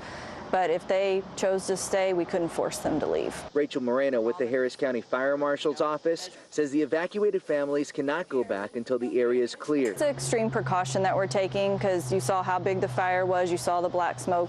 We just don't want to take the chance that anyone gets hurt. We couldn't go to work today due to the fact that I didn't have my badge to get in my job. Thomas says the evacuation has hurt his bottom line as he blames the plant for not being storm ready. They put us out of our home because of their problems. It's hard to imagine how anybody could have prepared for this. You know, we talk about, you know, who prepared and what happened and what needs to happen next time. But, you know, it's just so early. It's so hard to know what we should have done, especially for those people living just around that plant. Yeah, and one of the plant officials also said they had backup plans to backup plans, but apparently maybe they didn't have enough. Yeah, and here we are today. Our KHOU 11 Investigates team has been looking at the history of the Arkema plant, and Scott Knoll is looking at that. Yeah, and he uncovers what federal officials have discovered. This is the most recent OSHA inspection report for Arkema's Crosby plant. It's from August of last year. In it, inspectors cited the company for 10 different violations. But more than the number, consider this. OSHA considered all of those violations to be serious, and 9 of the 10 violations dealt with safety management of highly hazardous chemicals. That includes OSHA citations for not ensuring equipment was safe for the hazardous location, for inspection and testing procedures that did not follow good engineering practices, for not inspecting and testing 11 pieces of equipment, including pipelines, for not having records showing workers got required training on operating procedures. OSHA also cited the company for not implementing written procedures to maintain ongoing integrity of equipment. OSHA says all the problems were fixed earlier this year, and the company paid $91,724 in penalties. What we do know is the company says this was caused by Hurricane Harvey. What's not clear is if any of these hazards contributed to it. Standing for Houston, I'm Scott Knoll, KHOU 11 Investigates. So obviously there is a history, you know, that Scott found that he's looking into, and hopefully we can know more and learn from. Yeah, and I wonder if they're going to be facing more fines. We will wait and see. All right, more on the storm now. At least 100,000 structures got some kind of damage during this storm. Unbelievable. But this morning, we're taking to Forest Cove, one of the hardest hit areas. Our Matt Doherty has this report. Like, that's not really anything, you know, it's not. I don't even know why I'm bothering you. It's not anything, but it's mine. Joy Rizzi's entire life is somewhere in here. I had a lifetime already that I collected things, and that was my home. She's a former Marine and can be tough, but this time it's too much. I don't have my pictures of my daughter and my son growing up. I mean, I don't have anything. This neighborhood has withstood floods in the past, but not this time. Last week, 3 homes stood where today you only see an empty space. They've disappeared. Rizzi believes somewhere down the river. Washed away by force, she says. This is violence. This is deadly violence. This is destructive violence. Rizzi says if the water from Lake Conroe had been released sooner, maybe even before the storm arrived, some of these shattered pieces of her past might still be salvageable. I never expected this. 5 feet they kept telling us until they opened those floodgates. 5 feet. I can handle 5 feet. I lived through the 5 feet. I stayed here for the 5 feet. And then they opened those floodgates, 79,000 cubic feet per second. I mean, we knew we were going to be slammed. Standing for Houston, I'm Matt Doherty with KHOU. Prayers are with the people up there. Stay with us. We'll be right back.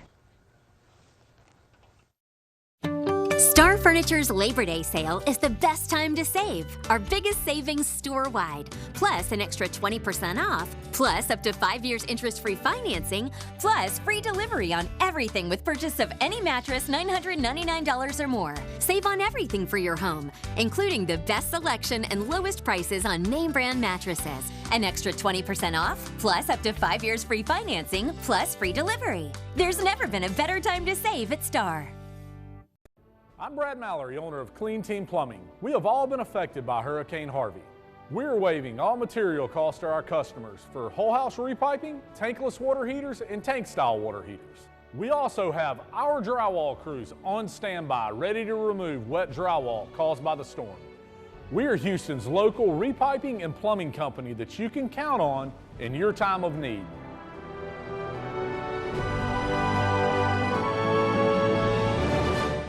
Hurry, it's the final days of the Ford Summer Sales Event. Looks a little tight. Here, I'll park it. Dad, relax.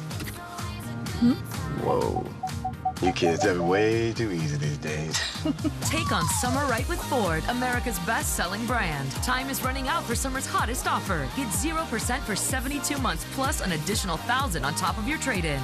That's 0 for 72 plus $1,000 trade assist cash on Fusion, Escape, Edge, and Explorer. Hurry, ends September 5th only at your Best in Texas Ford dealers.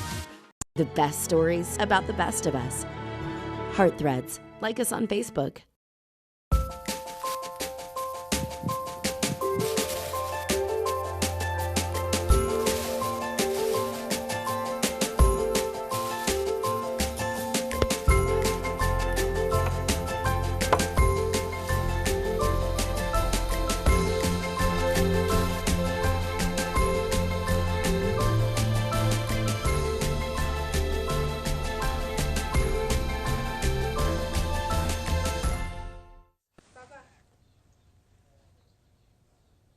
And welcome back, everybody. Shaping up to be a beautiful weekend here across southeastern Texas. It looks like we're actually waking up to beautiful skies. Nice and sunny there over Galveston Island. You can see actually the sun reflecting off the wet sand there down on the island. A few cars passing by. All in all, a beautiful start to your Saturday. Tomorrow looking like it's going to be a fairly nice day as well. And then next weekend will be the big treat as our first big season, first autumn front of the season begins to pull on through here. So let's go ahead and take a look here at our graphics. And temperature-wise, we're at 68 degrees in Conroe, 73 at Bush and Columbus, 77 over there in El Campo, and 73 degrees up in College Station. And then moving ahead here, we're looking at basically a pleasant weekend ahead, actually. It's going to be very, very nice, warm, and a bit more humidity out there. But all in all, I think it's going to be fairly comfortable, especially for this time of year. And then looking ahead at our next cold front next week, and boy, that's going to be the first big one of the season once again. So let's go ahead and take a look here at exactly what we're dealing with. We have a high pressure system out to the west. This is going to allow our first cold front of the season to push into the state of Texas. Behind that, cooler weather is going to continue to filter into the state.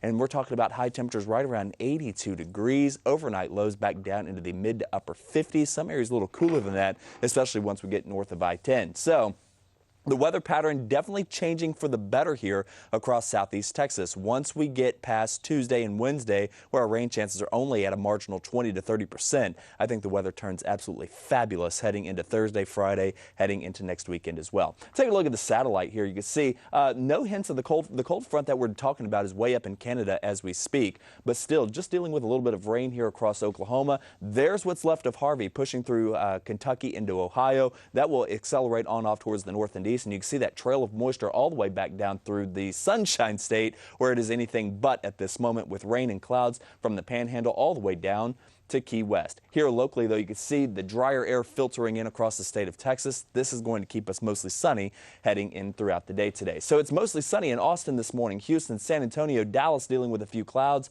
but all in all, very nice weather across the entire state. So here's how things shape up here locally for today. We're at 73 degrees right now in Houston, 75 in Dallas, 70 in Austin, and 70 degrees there in San Antonio. High temperatures today expected to be in the 90s here locally, 93 in Houston, 85 up in Dallas, but look at that, 95, 96. 93 degrees in San Antonio, and Laredo still coming in at 99 degrees. Here locally, your forecast would indicate just the off chance of maybe a sprinkle or two as we put this into motion. Watch the sea breeze begin to creep in right there along the coast. There it is. You'll see right around Pearland picking up maybe a sprinkle heading into, say, the 3-4 o'clock time frame, but all in all, mostly dry here across the Houston area. A few passing clouds, and it should be a fairly nice day, not only today, but heading into tomorrow as well. Taking a look here at the 7-day or heading into your day part forecast, you will see that as we continue on here, this is tomorrow, by the way, maybe a few clouds in the morning, but all in all, shaping up to be another nice afternoon. 93 degrees for your Saturday, 92 degrees heading into your Sunday. Temperatures cooling off. Once that front comes through on Wednesday, you can see how things cool down. 82, 84. overnight lows 58 and 60 respectively. All in all, I think if you can just hang on a few more days, if you're a cool weather lover like I am, it is all systems go, it looks like. Something positive we can all look forward to No doubt about after it. the week we've been through. Yeah, and Blake, you're saying that once we get the cold front, that's good news for us in terms of any chance of us getting another tropical storm or hurricane for the rest of the season. It doesn't rule it out. It doesn't rule it out. Certainly, we've had, remember, Hurricane Rita came in on September the 23rd or 24th, so they can come in late in the season. Hurricane Jerry made landfall here in mid-October 1989, so it can happen. But once we get these strong fronts on a regular basis pushing through the Houston area, I think our season begins to come to an end and is more focused off towards the eastern Gulf of Mexico. All right. I remember every one of those storms you just talked about. Absolutely. All right. Thank you so much, Quite a Blake. history here in the Houston area. A big question everybody has this morning: when will classes resume for the kiddos? We have some information we want to share with you. September 5th is the day for Klein, Galveston, Deer Park, Angleton, and Cleveland ISD. Thursday, September 7th is the day for Channelview ISD, Alvin ISD, and Yes Prep. And Monday, September 11th, Houston ISD, Spring ISD, Pasadena, and Houston Community College will return. HISD says they may ask the state for a waiver, reducing the number of required school days so students might not have to make up all the time. Many districts got the waiver for Hurricane Ike. Tuesday, September 12th, Fort Bend ISD returns to school. Spring Branch ISD is still evaluating their campuses. We'll keep you informed when they announce a start date. You can watch us here or go to our website, KHOU.com. We've seen so many amazing stories this past week, but one that really hit me as a new mom is this woman who had to evacuate while her twins were at home. She had new babies, and it's just a story that really shows, you know, just a little glimpse of what families have been through. Yeah, let's look at that story now. Just when you think you know where life is taking you. Yeah, curveballs. One curveball after another. The other side of the street is my subdivision. Headed toward Murray Pulaski. Maybe I got lucky and there's no water in my house. Yeah, there's water in his house. It feels like I'm in a movie. It just does not feel real. How is this possible? Curveballs. All right. This is Carter Ryan, and this is Cameron James. They were born on their daddy's birthday, which was Friday. Friday. Just as Harvey was about to change their world. We'll be home in 48 hours. No big deal. Oh, man. The former Marine and his wife saved for years for this house. Oh, my God, look at that. Those are pigs. Boar. Trying to escape. Escape. Like their two older boys, 7-year-old Dylan and 4-year-old Drake, had to escape the flood while staying at their grandparents' house. Sorry. As Nicole's babies were born. The most gut-wrenching moment as a mother, seeing a picture of your children getting on a boat and you're not there. And that nursery back home. The little onesie. I got him. Oh, makes me want to cry. It's just stuff, Cole. It's just stuff. As a mom, you want to give them the best entry into the world. And I think I just feel like I wasn't able to do that. Baby clothes in a garbage sack in a neighborhood unlikely to be home again for a year. It's tough, you know, knowing how much she is hurting. Yeah. Curveballs. But they're going to have a birth story, that's for sure. Carter and Cameron and Harvey. I have those two little babies. Is what's really going to help us get through. Standing for Houston, I'm Boyd Hoopert, KHOU. Just thinking about that family, they work so hard to prepare the home, the nursery, to bring those sweet twins home, and then while they're in the hospital, their family evacuates. Yeah, and it's just another example of how Harvey changed everybody's lives just like that. But on the bright side, the twins are doing fine. Yeah, you look at those faces, you just see peace, you see calm, and you know that is the underlying theme of this week, the resilience of our families all across Houston. And at least they could do some FaceTime. They could FaceTime. Right, I know she was probably wanting to get back herself, going through all those clothes, asking her husband, hey, bring this, bring this, bring this, but you know, at least we have that communication where they could have that moment on FaceTime. But I loved what the husband said. He said, this is just stuff. It's just stuff. But there's a long road ahead.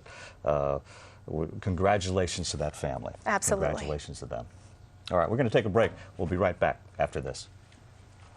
I'm Brad Mallory, owner of Clean Team Plumbing. We have all been affected by Hurricane Harvey. We're waiving all material costs to our customers for whole house repiping, tankless water heaters, and tank style water heaters. We also have our drywall crews on standby, ready to remove wet drywall caused by the storm. We are Houston's local repiping and plumbing company that you can count on in your time of need.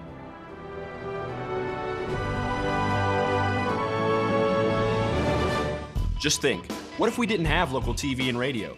Where would I go for local sports, local politics, a mayor, city council, stuff that affects me every day? How about health? Who's covering things that endanger my family? I need to know now, as it happens, from sources I trust, people in my community.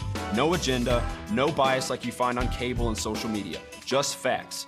For news I can trust, I stay local.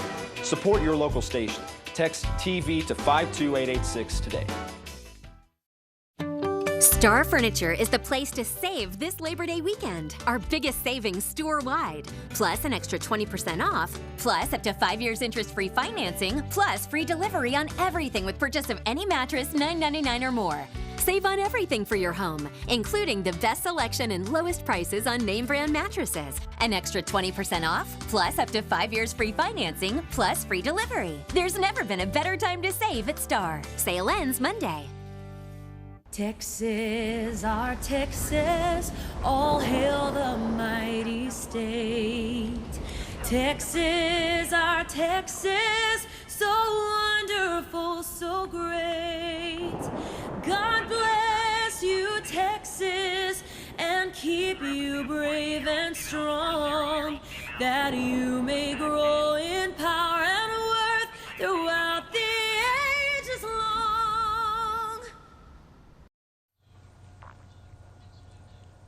Welcome back, everybody. It's 8:20. Thank you so much for joining us. I'm Ron Trevino. And I'm Grace White. Let's get straight to some headlines for you this morning. Starting today, the Houston Independent School District is providing 3 free meals a day for those affected by Harvey. The district says they are starting with lunch service at 4 elementary schools this morning. And those who get SNAP benefits will automatically have their September money loaded onto their Lone Star cards this weekend. Normally, people see their benefits staggered through the first half of the month. Also, a warning from the city of Houston. They say someone is going around impersonating city and FEMA officials. The impersonators are apparently knocking on doors, trying to break into people's homes. If you aren't sure who is at the door, the city asks them for identification. Anyone who is an official should be able to show you a clearly marked photo ID. FEMA impersonators, as if people didn't have enough to worry about. I have to worry about that. Well, as we've been telling you all morning, the president is on his way to Houston to look at the damage himself. He is, and we've got team coverage on that throughout the day. Don Champion, though, with a preview. Amen. Just tell us where to go. Across parts of southeast Texas, volunteers are now helping flood victims clean out their homes. Howard Holmes admitted starting over is already overwhelming. You can't stop. You have to keep going, because if you stop, you lose that head of steam. President Trump will visit the storm-ravaged region today, a day after he asked Congress for $8 billion in initial federal disaster relief for Hurricane Harvey victims. Even as more help arrives, floodwaters continue to threaten thousands. You need to understand about the possibility that you could be impacted by flooding waters in the coming days. In Beaumont, where Harvey made a second landfall earlier this week, the city is still without access to clean water. Now bottled water being brought in is gone almost as quickly as it's delivered. It's not a good situation. We've been in line every day at all of the different stores buying water because we unfortunately aren't in line in time to get free water. Here in Houston, most of the floodwater is expected to recede by the end of the weekend. The police chief here has been traveling across the city thanking officers who carried out countless rescues. Can't sleep knowing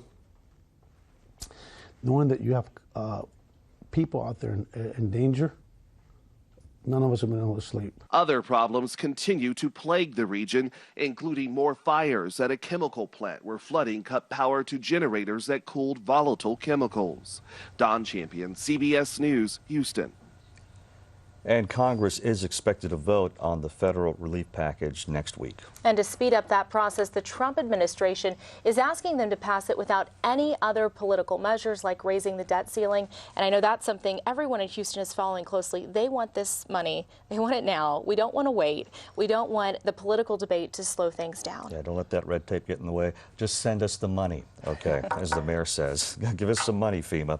As we know, it's obviously going to take weeks, months, if not years, for so many of us to recover. Ted Land shows us how our city, Houston, has changed forever. Before the storm. Come up with a sentence. Before the storm. I wasn't selfish, but I was probably more into myself than I should have been. Before the storm, life was normal. I didn't appreciate these blue skies so much. Life in Houston has changed, but how? Before the storm, I mean, I really didn't have any fears. For volunteers who rushed into shelters, Harvey challenged them to look inward. Before the storm, I was really focused on materialistic things and just not being as appreciative as I should of the life that I lived. After the storm, it makes me want to be able to go out in the community more and give back more than I've done in the past. It stopped everything. It stopped everything, put me here. After the storm, it just made you realize how just the little things mean so much. After the storm has been pretty good.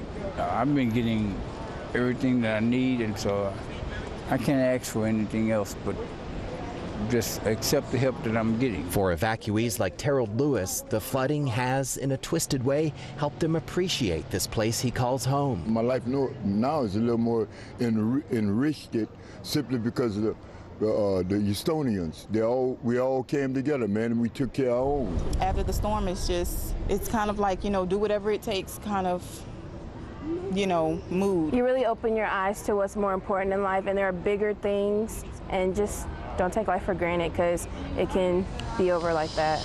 Amid the destruction, Harvey left perspective. Yeah, it's a huge eye-opener. It should be called a city of help because they are helping me and a lot of other people. And I'm thankful for what they're doing. Standing for Houston, I'm Ted Land with KHOU. And I love these people and I love this town. I'll never forget, I was arriving at the shelter at NRG Park. There were more volunteers because I got there early, just as they were opening it, more volunteers than there were evacuees.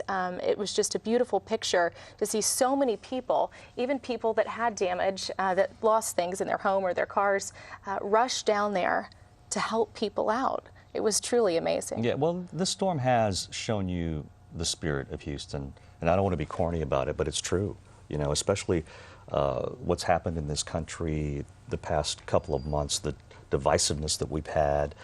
This city, nobody cares where you're from, what color you are, how rich or how poor you are. Everybody has come together, and that, my friend, has been a truly great thing to see. You got to admit. Another nice thing that's been good to see is all the celebrities and sports people getting together and raising money, J.J. Watt and everybody else. It's been awesome. We've seen a lot of people stepping up to help Houstonians get back on their feet. Let's give you a look at some of the latest people to offer their support. Tech billionaire and Houston native Michael Dell has made the largest contribution to date. He and his wife are pledging $36 million to storm victims. That pledge from the founder and CEO of Dell will go toward the Rebuild Texas Fund that he launched. The goal there is to raise $100 million. That's incredible, $100 million by the end of Labor Day weekend. Way to go, Mr. Dell. The Houston Food Bank says Taylor Swift has pledged, quote, a very sizable donation to them in honor of her mother, who graduated from the University of Houston. She also went to Memorial High School. The Houston Food Bank posted, "We thank you, Taylor, and everyone for donating to help rebuild our community." And finally, Houston Rockets legend Hakeem Olajuwon is donating $150,000 to Mayor Sylvester Turner's Hurricane Harvey Relief Fund. Olajuwon said, "There is so much to be done, and I hope that my contribution can help make a difference in the lives of my fellow Houstonians." So many people look up to him, and it's neat to see him coming out in the front of this and getting involved, pledging his support. knowing, for people that he's right alongside them. Yeah, he lives here, Big man with a huge, huge heart. Absolutely. The Astros have a lot of heart, too, and they got a lot better the past couple of days with the pitcher that they got. They're going to be having a doubleheader this weekend. That's right. They've been watching the events all week. They stopped by the GRB shelter to visit with evacuees. That was a really neat moment to see, and our Matt Musil has more. Folks really had their spirits lifted when they transitioned here to the George R. Brown Convention Center out of their flooded homes, but those spirits were lifted even higher today when the Astros showed up. We organized a little bit of it, but for the most part, it was the more players asking us, where can they go, what can they do, who needs help, who needs what. I love our team for that. I also love the community of stories of people around and just regular citizens getting in boats and going and rescuing people and pulling people from the wreckage of what was a terrible catastrophe over the last couple of days. We just got back in town. It's our first view of a lot of the realities that this is going to take a long time to rebuild, but we'll be there along the way. Yeah, it's not easy. I saw a lot of people here that they lost their homes, and but I also see a lot of people here helping those people to get back to normal, and that made me feel proud. I feel proud to be part of Houston City. It's a lot of good people here, and I show up today, try to, and I play a little soccer game with the kid, and I try to stay to steal a smile from them. I know they're having a rough week, but I'm gonna try to do everything I can to help these people go back to normal. How tough was it to see what was going on back here and you guys trying to play? It's definitely on all our minds. All the people, out here having trouble and losing everything, and us playing baseball, it just didn't feel right. But we got through it. We're back at home and helping out. And oh, by the way, you found a pitcher along the way. What's that? Your job just got easier, huh? I hope, yeah. It's been great to bring Justin Verlander in, one of the game's best pitchers for over a decade. It's tremendous. We've been after him for a month. We're glad we were able to get it done. We also picked up Cameron Maben yesterday, who's tied with Altuve for the league lead in steals. So we are getting built for the postseason right now, and now we just need to close the deal, go ahead and win the division. You just added another arm. What do you think? It's great. He's a great talent, and anything that we can do to help down the stretch, especially for a playoff run, I think is going to be a welcome addition. You guys will get to talk to him over the next couple days, but he gave me all indications that he wants to win a World Series as an Astro, and he proved it by saying yes to come here. So Justin Verlander ready to go. A.J. Hinch said the first thing he asked me is, A.J., when can I throw my first bullpen? That means he's ready to go. He will get the start Tuesday night in Seattle, guys. All right, Matt Musil. Verlander, put me in, coach. I'm ready to play. Exactly. Day-night doubleheader at Minute Maid Park today. The Astros and the Mets. Go Astros. And the mayor will be there. He'll be throwing out the ceremonial first pitch before Game 1, something I think everybody is looking forward to. I think it's been neat to see Mayor Turner, push the Astros to go ahead, exactly. Go on with the game, play.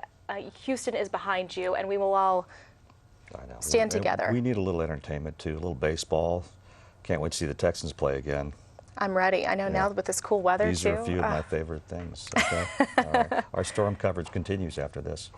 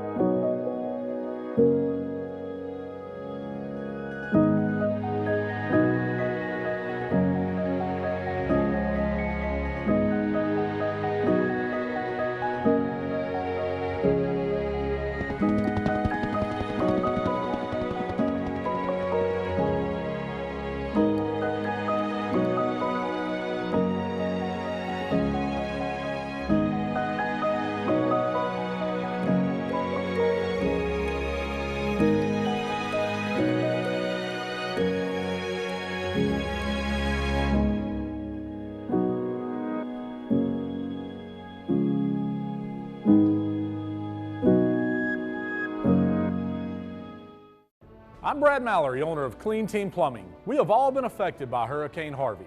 We're waiving all material costs to our customers for whole house repiping, tankless water heaters, and tank style water heaters. We also have our drywall crews on standby, ready to remove wet drywall caused by the storm.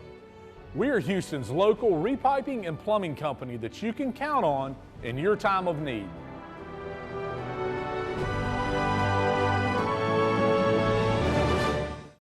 If you just sign that first I'm one so there. sorry. I don't feel comfortable signing that. I don't get the math here. Was this the same car we talked about? What's this dealer preparation fee? I'm so sorry. This just is not. What we talked about.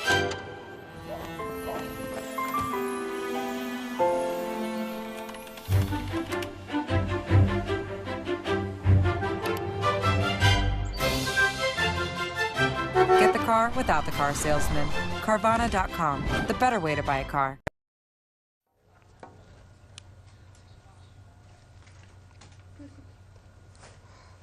Welcome back, everybody. As we take a live look in Washington, Air Force One on the tarmac there. In case you haven't heard, the President and First Lady will be arriving in Houston around 11:20 at Ellington Airfield to eventually visit some storm victims here in the Houston area. What we know right now about the president's visit, he will be in Houston visiting a Harvey relief center, we're told. He will then take some time to meet with local leaders. We imagine those are our state and county officials that have been keeping us briefed all week of the latest situation on the ground. And then we know he will be traveling to Lake Charles, Louisiana. Yeah, and earlier this week, he traveled to Corpus Christi and Austin and praised the work that FEMA is doing down there. But this will be his chance to actually meet with some of the victims and get to see their plight and get to visit with them. We'll be covering that for you all day long. So the president coming back to Texas a few days after arriving in Corpus Christi and Austin just a few days ago. And again, if you're just joining us, this is a live picture from Washington, D.C. of Air Force One, President Trump and the First Lady getting ready to board Air Force One and travel to Texas. You know, I think it's interesting, Ron, we've heard the mayor talk a lot this week about removing that red tape, about getting this relief, this federal assistance for our area as soon as possible. That will definitely be a big topic of conversation as the mayor and other officials are meeting with the president today. Yeah, obviously officials in Houston, we want some money because, to be quite blunt with you, it's going to take a lot of money to fix all the damage that we have here. If it's everything from debris removal to putting people in homes, we're going to need some kind of relief that goes above and beyond. That's what was different about the storm. It was so widespread. I don't think there's one person that I've talked to, a friend or family, that doesn't know somebody impacted by Harvey, whether it was flood damage or leaving their home temporarily, losing things. I think it's something that we've all had to deal with in some form or fashion, and now we are looking to our leaders.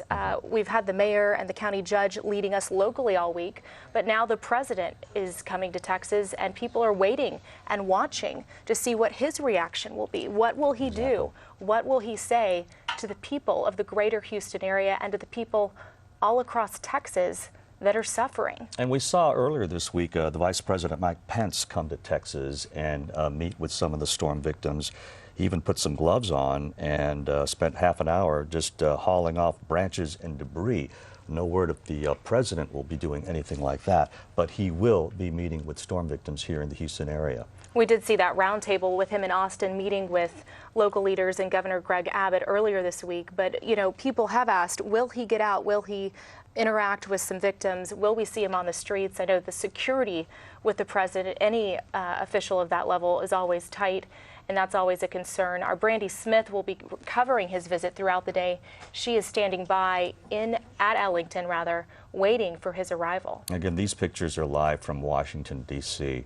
But some of the experts are also saying this is an opportunity for the president to get away from all the contention that's been going on in Washington and show what he can do in the event of a natural disaster, and how much attention he can put, you know, the lessons that we learned, or the federal government learned during Katrina. It's really a chance for us all to come together. I mean, you talked about it, Ron. The conversation nationally has been so divided in recent months. But really, this past week, we've seen Texas, we've seen the nation, we've seen Houston standing together as one. You know, we talk about that a lot at Channel 11, standing for Houston. What does that mean? And now we've seen it in our civilians and our first responders this week. Now we are looking to our leaders nationally, to the President of the United States, to stand with us. What will he say? What will he do as he visits Texas for the second time now after Harvey made landfall? Yeah, and we understand that the President is asking for $7.9 billion from Congress to help us out here in the Houston area. And that's money that we badly need for everything from trash pickup to building homes to helping our infrastructure to try to minimize the impact of future storms. And I think as people listen to his remarks today on the ground in the Houston area, people want to know, how fast will they see this money? What will it take to get this money to the people that need it, to the people that have flooded homes? You know, we've heard all these big numbers, billions of dollars, millions being raised, but people want to know, how will that get to the people on the ground? You can see the President and First Lady there live from Washington, D.C., getting ready to board Air Force One. Yeah, and I wonder if he'll get any more requests from politicians here in the Houston area when he meets with them today as well. Yeah, we know he will be visiting a Harvey Relief Center. He's expected to be wheels down at 11:20 at Ellington Airport, then going to that relief center. We don't know the exact location, but after he leaves the center, he will then have a meeting with local leaders. We assume that's county and state officials who've been guiding us through Harvey all week and the flooding situation in the greater Houston area. And then after he concludes that meeting, we know he will be going to Lake Charles, Louisiana, to survey the damage there. Boarding Air Force One right now with the First Lady. It seems pretty clear, though, that the President's commitment to rebuilding Texas and Louisiana has been firm and unequivocal. I mean, vowing on Monday that you're going to get your funding, regardless of the spats with congressional leaders and his threat to force a government shutdown if Congress refuses to come up with funds to build a border wall. He seems pretty firm on he will get us some relief and get us some money, which we badly need. And I think that's the message everybody wants to hear. The firm commitment to Texas, the firm commitment to Houston, that they are with us. All right, so that's the President boarding Air Force One on his way to Houston, arriving at Ellington at 1:20. We'll be giving you extensive coverage of that.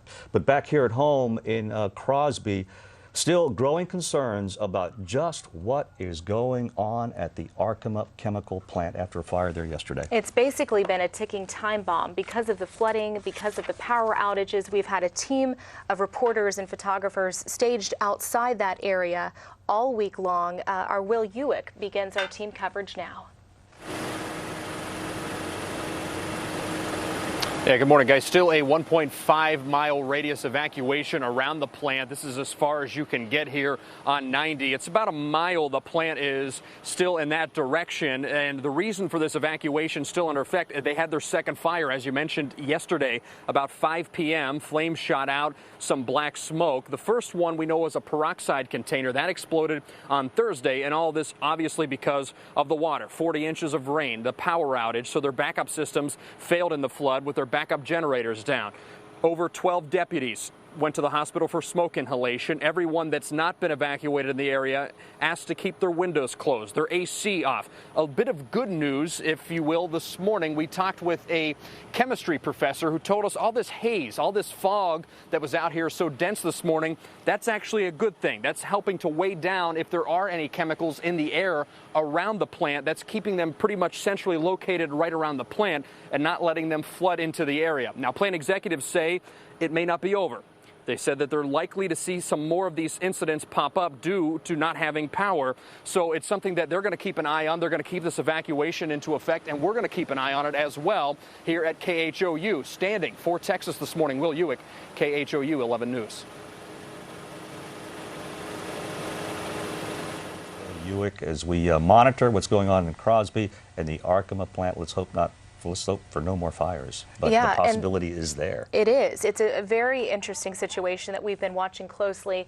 And Blake Matthews, as we're talking to you this morning, I'm just wondering, does the lack of wind help the situation out there? It does. It keeps those vapors or whatnot rising vertically into the sky versus being pushed in through neighborhoods. So the lack of wind is certainly a good thing here, and we'll take any amount of good news we can get here across southeast Texas. Hey, you know what? I comprised this list here of the wettest August on record. Of course, now moving into September, these are final now. We came in at a strong #1. In fact, we more than doubled the previous #1 at 39.11 inches of rain in 1 month. Now, put that in perspective. Our average rainfall for this for the entire year is 50 inches at Bush Intercontinental Airport. We picked up nearly 40 of that in about 4 days. So tough stuff there. 15.43 back in 1915 is now a distant #2, and you can see the list there dating back all the way to 1900. So taking a look here at what we're dealing with this morning, temperature's nice and comfortable out there, perhaps maybe a little bit of patchy fog as well. Taking a live look out over Galveston from the Hotel Galvez, a beautiful morning down there, calm serve, not a whole lot of traffic, a beautiful morning to get your exercise on there on the beach this morning. And it looks like it's going to be a fairly nice afternoon as well.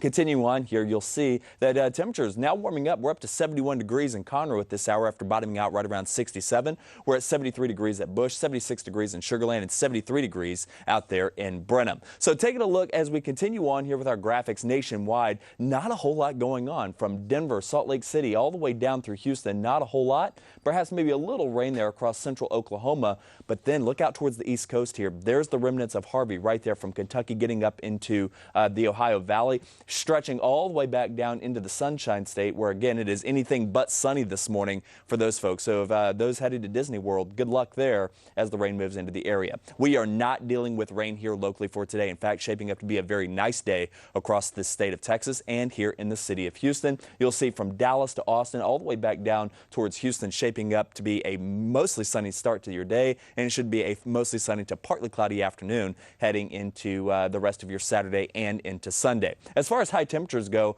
currently we're at 75, 68, nice and comfortable there in Waco, 70 in Austin, 73 degrees here in Houston. But these high temperatures are expected to bounce back into the 90s as you would expect. Our average high temperature for this time of year is 93 degrees. I think that's exactly where we're going to be here in Houston. 85 up in Dallas, perhaps maybe a little rain cooled air up there. 95 in Abilene, 96 in San Angelo and in Midland.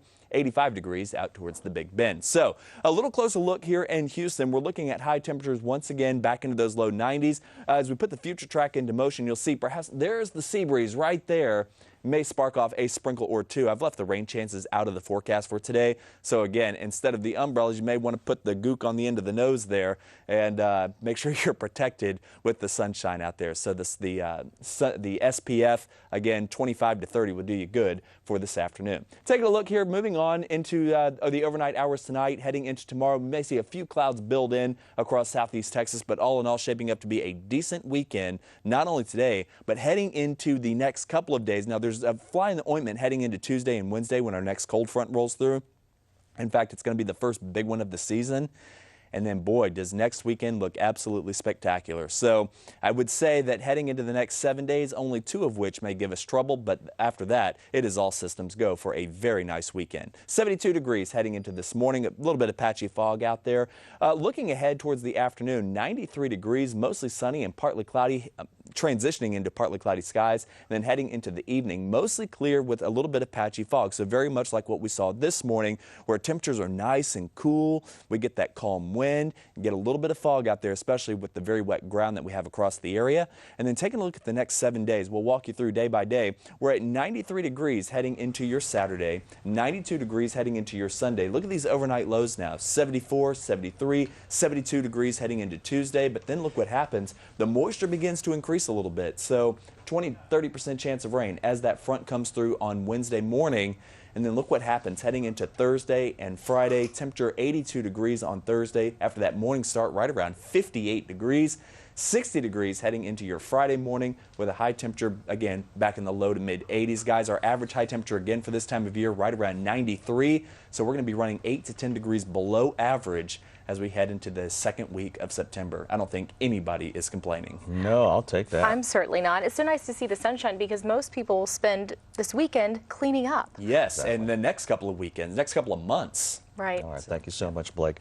Well, search and rescue crews are going to spend another day going door to door in West Houston, alerting homeowners who are in an evacuation area. Hard to believe, but there are still boats in the water this morning going to help those people in West Houston that need it. Michael Wooten is at a staging area. Good morning again, guys, from Gessner and Memorial. It's a much more active scene here. Some rescue crews have shown up. They are going to start their day in a moment. First, let me tell you what's going on here. If you look over to my left, screen right, you're going to see this is one of the barricades that state troopers have set up. This is the outside perimeter. The inside area there is where they have those evacuation orders underway right now. It's not mandatory, but the mayor really urging people, if you have water in your home right now, you should get out because that water could stay in your home for 15 days, possibly even longer. I want to bring in right now Danny, who is a rescuer from the state of Oklahoma, here with a team of people, 2 boats at least, multiple vehicles. Tell me what you guys are doing here. Our first days we were doing evacuations and rescues. Today we'll start the door-to-door notification that probably need to evacuate because of the issues that's going to happen with the water in the homes. Not mandatory, but we're going to tell them that the power is going to be out because they have power lines in the water. Yeah. They have to shut everything down to fix them. And, you know, the water's not going to be on, and if it is, it's not safe to drink. And just going to ask them if they want to leave shelter in place, or if we don't have anybody come to the door, then we'll log all that. Once we do that, we've got 15 miles here that we have to cover door to door. Once we're done with that, we'll move to another area. So you're part of a pretty large effort then to make sure you touch all the areas inside this evacuation zone. Yes. Tell me what you've seen over the past few days. I've seen a lot of places flooded. Of course, we've evacuated and rescued a lot of people. I've seen everybody across many states come together to help here. The Houston people have been nothing but gracious and nice and thanked us every time they've come to us. We haven't had to want for food, water, ice, anything because they keep bringing it in to us. So it's been a great effort. You know, you understand why people want to stay inside their homes. It's kind of a natural instinct, especially if you want to protect your property. But how are you trying to convince people that it's best to leave? Absolutely. There's a curfew from dusk till dawn, and we're trying to tell them that, you know, that we're in and out of here. We're going to protect whatever we can protect. It was the same way we were deployed to Hurricane Katrina. Yeah. So these people didn't have anything but a slab left, but that was theirs, and they were going to protect it. We see a little bit of that down here. You know, even though the damage is here, people don't realize the diseases and sicknesses that are going to come with this water standing. So that's what we're going to try to tell them, and if they choose to shelter in place, then we'll honor that, log it, and we'll move on. Absolutely. Danny, thank you for your work, and thank you for talking with us. I really appreciate it. And so there you hear from one of the many folks here from out of state, in some cases far away, coming here to help with this continuing effort. Again, the homes that have water in them right now are the only ones that are part of this evacuation order from the mayor's office, or at least a voluntary evacuation order. They're really trying to get folks to take that advice and get out of these homes because that water is going to be there for 2 weeks or longer. On the west side of Houston, I'm Michael Wooten, standing for Houston, KHOU. Back to you guys.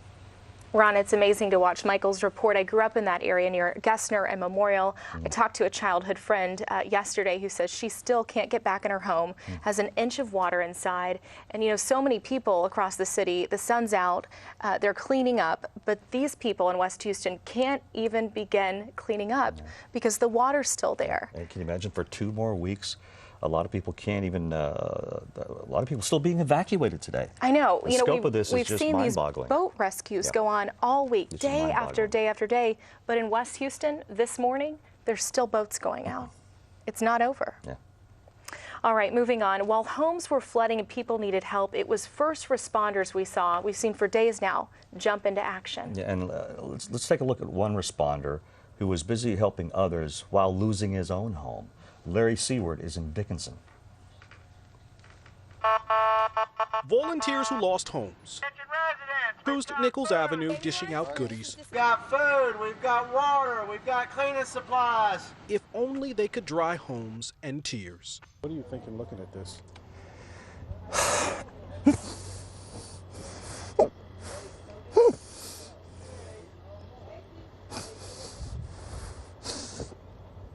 I'm thinking I'm blessed because I got my wife and I got my kids. I got my friends. Reserve Galveston police officer Joey Quiroga had 3 feet of water in every room. He lost furniture, then both cars. As he and wife Melinda escaped with their 10 and 8-year-old sons, rising water forced them to run. In the trunk, Quiroga left 2 cameras used to make and sell art. His fundraisers helped families in need 9 years in a row. My kids or my equipment. I can always find something else to do. He and the man with the boat who saved his family spent hours helping others. 6 days later, Dwanta Johnson wonders when FEMA will step up. They put her in a hotel, but she's waiting on adjusters to greenlight repairs. So friends help toss bed frames and tear out drywall. We can't just leave this stuff in here because everything is starting to mold because it's so hot. It's starting to mold and all the furniture is breaking up and stuff. Quiroga and other neighbors are doing the same. They want help, but I'm going to roll up my sleeves and help Dickinson any way I can. They're already working to save what's left.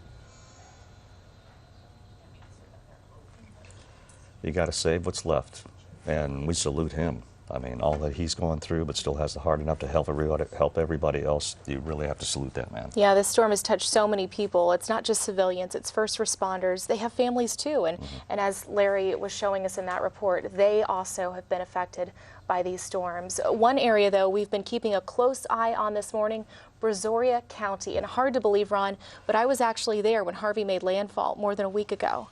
And Elena Naring is there live now in Brazoria County. Elena? Yeah, hey guys, I'm standing in water and it started to pick up here a little bit. The water levels are holding steady for the moment, and in some areas we could see the water levels rise. We still have mandatory evacuations for parts of Richwood, and they could be issuing some more mandatory evacuations later on today. The Texas game warden is out here. They just launched their boat and they're getting into it right now. They're going to be checking in on any folks that may have chosen to stay behind in their homes in this neighborhood just behind me. At this point, I don't believe they have brought anybody out. They just launched maybe 15 minutes ago, maybe 20 minutes ago, but we've been watching things pretty closely. We have heard that we're going to be having additional resources coming into the area to assist with evacuations. Again, about 50% of the homes, so that's 3,000 homes here in the city of Richwood have been affected. So let's take a look at a couple of the numbers. I spoke with Mayor Mark Guthrie earlier this morning, and he told me that there have been some mandatory evacuations. As I mentioned, there are also voluntary evacuations for the area. They are keeping up with residents via their Facebook page, so you can search for that, City of Richwood on Facebook. They're also sending text messages to folks that ask them. They've been getting a ton of phone calls to their city hall as well.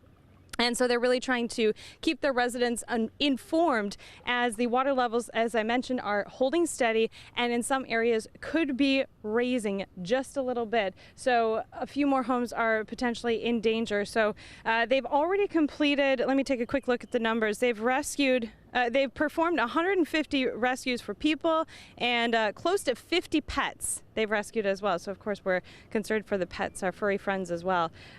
So they are going to be urging folks to get out while they can before city services fail. So most folks do still have power out here in Richwood, but they're concerned about running water and also sewer.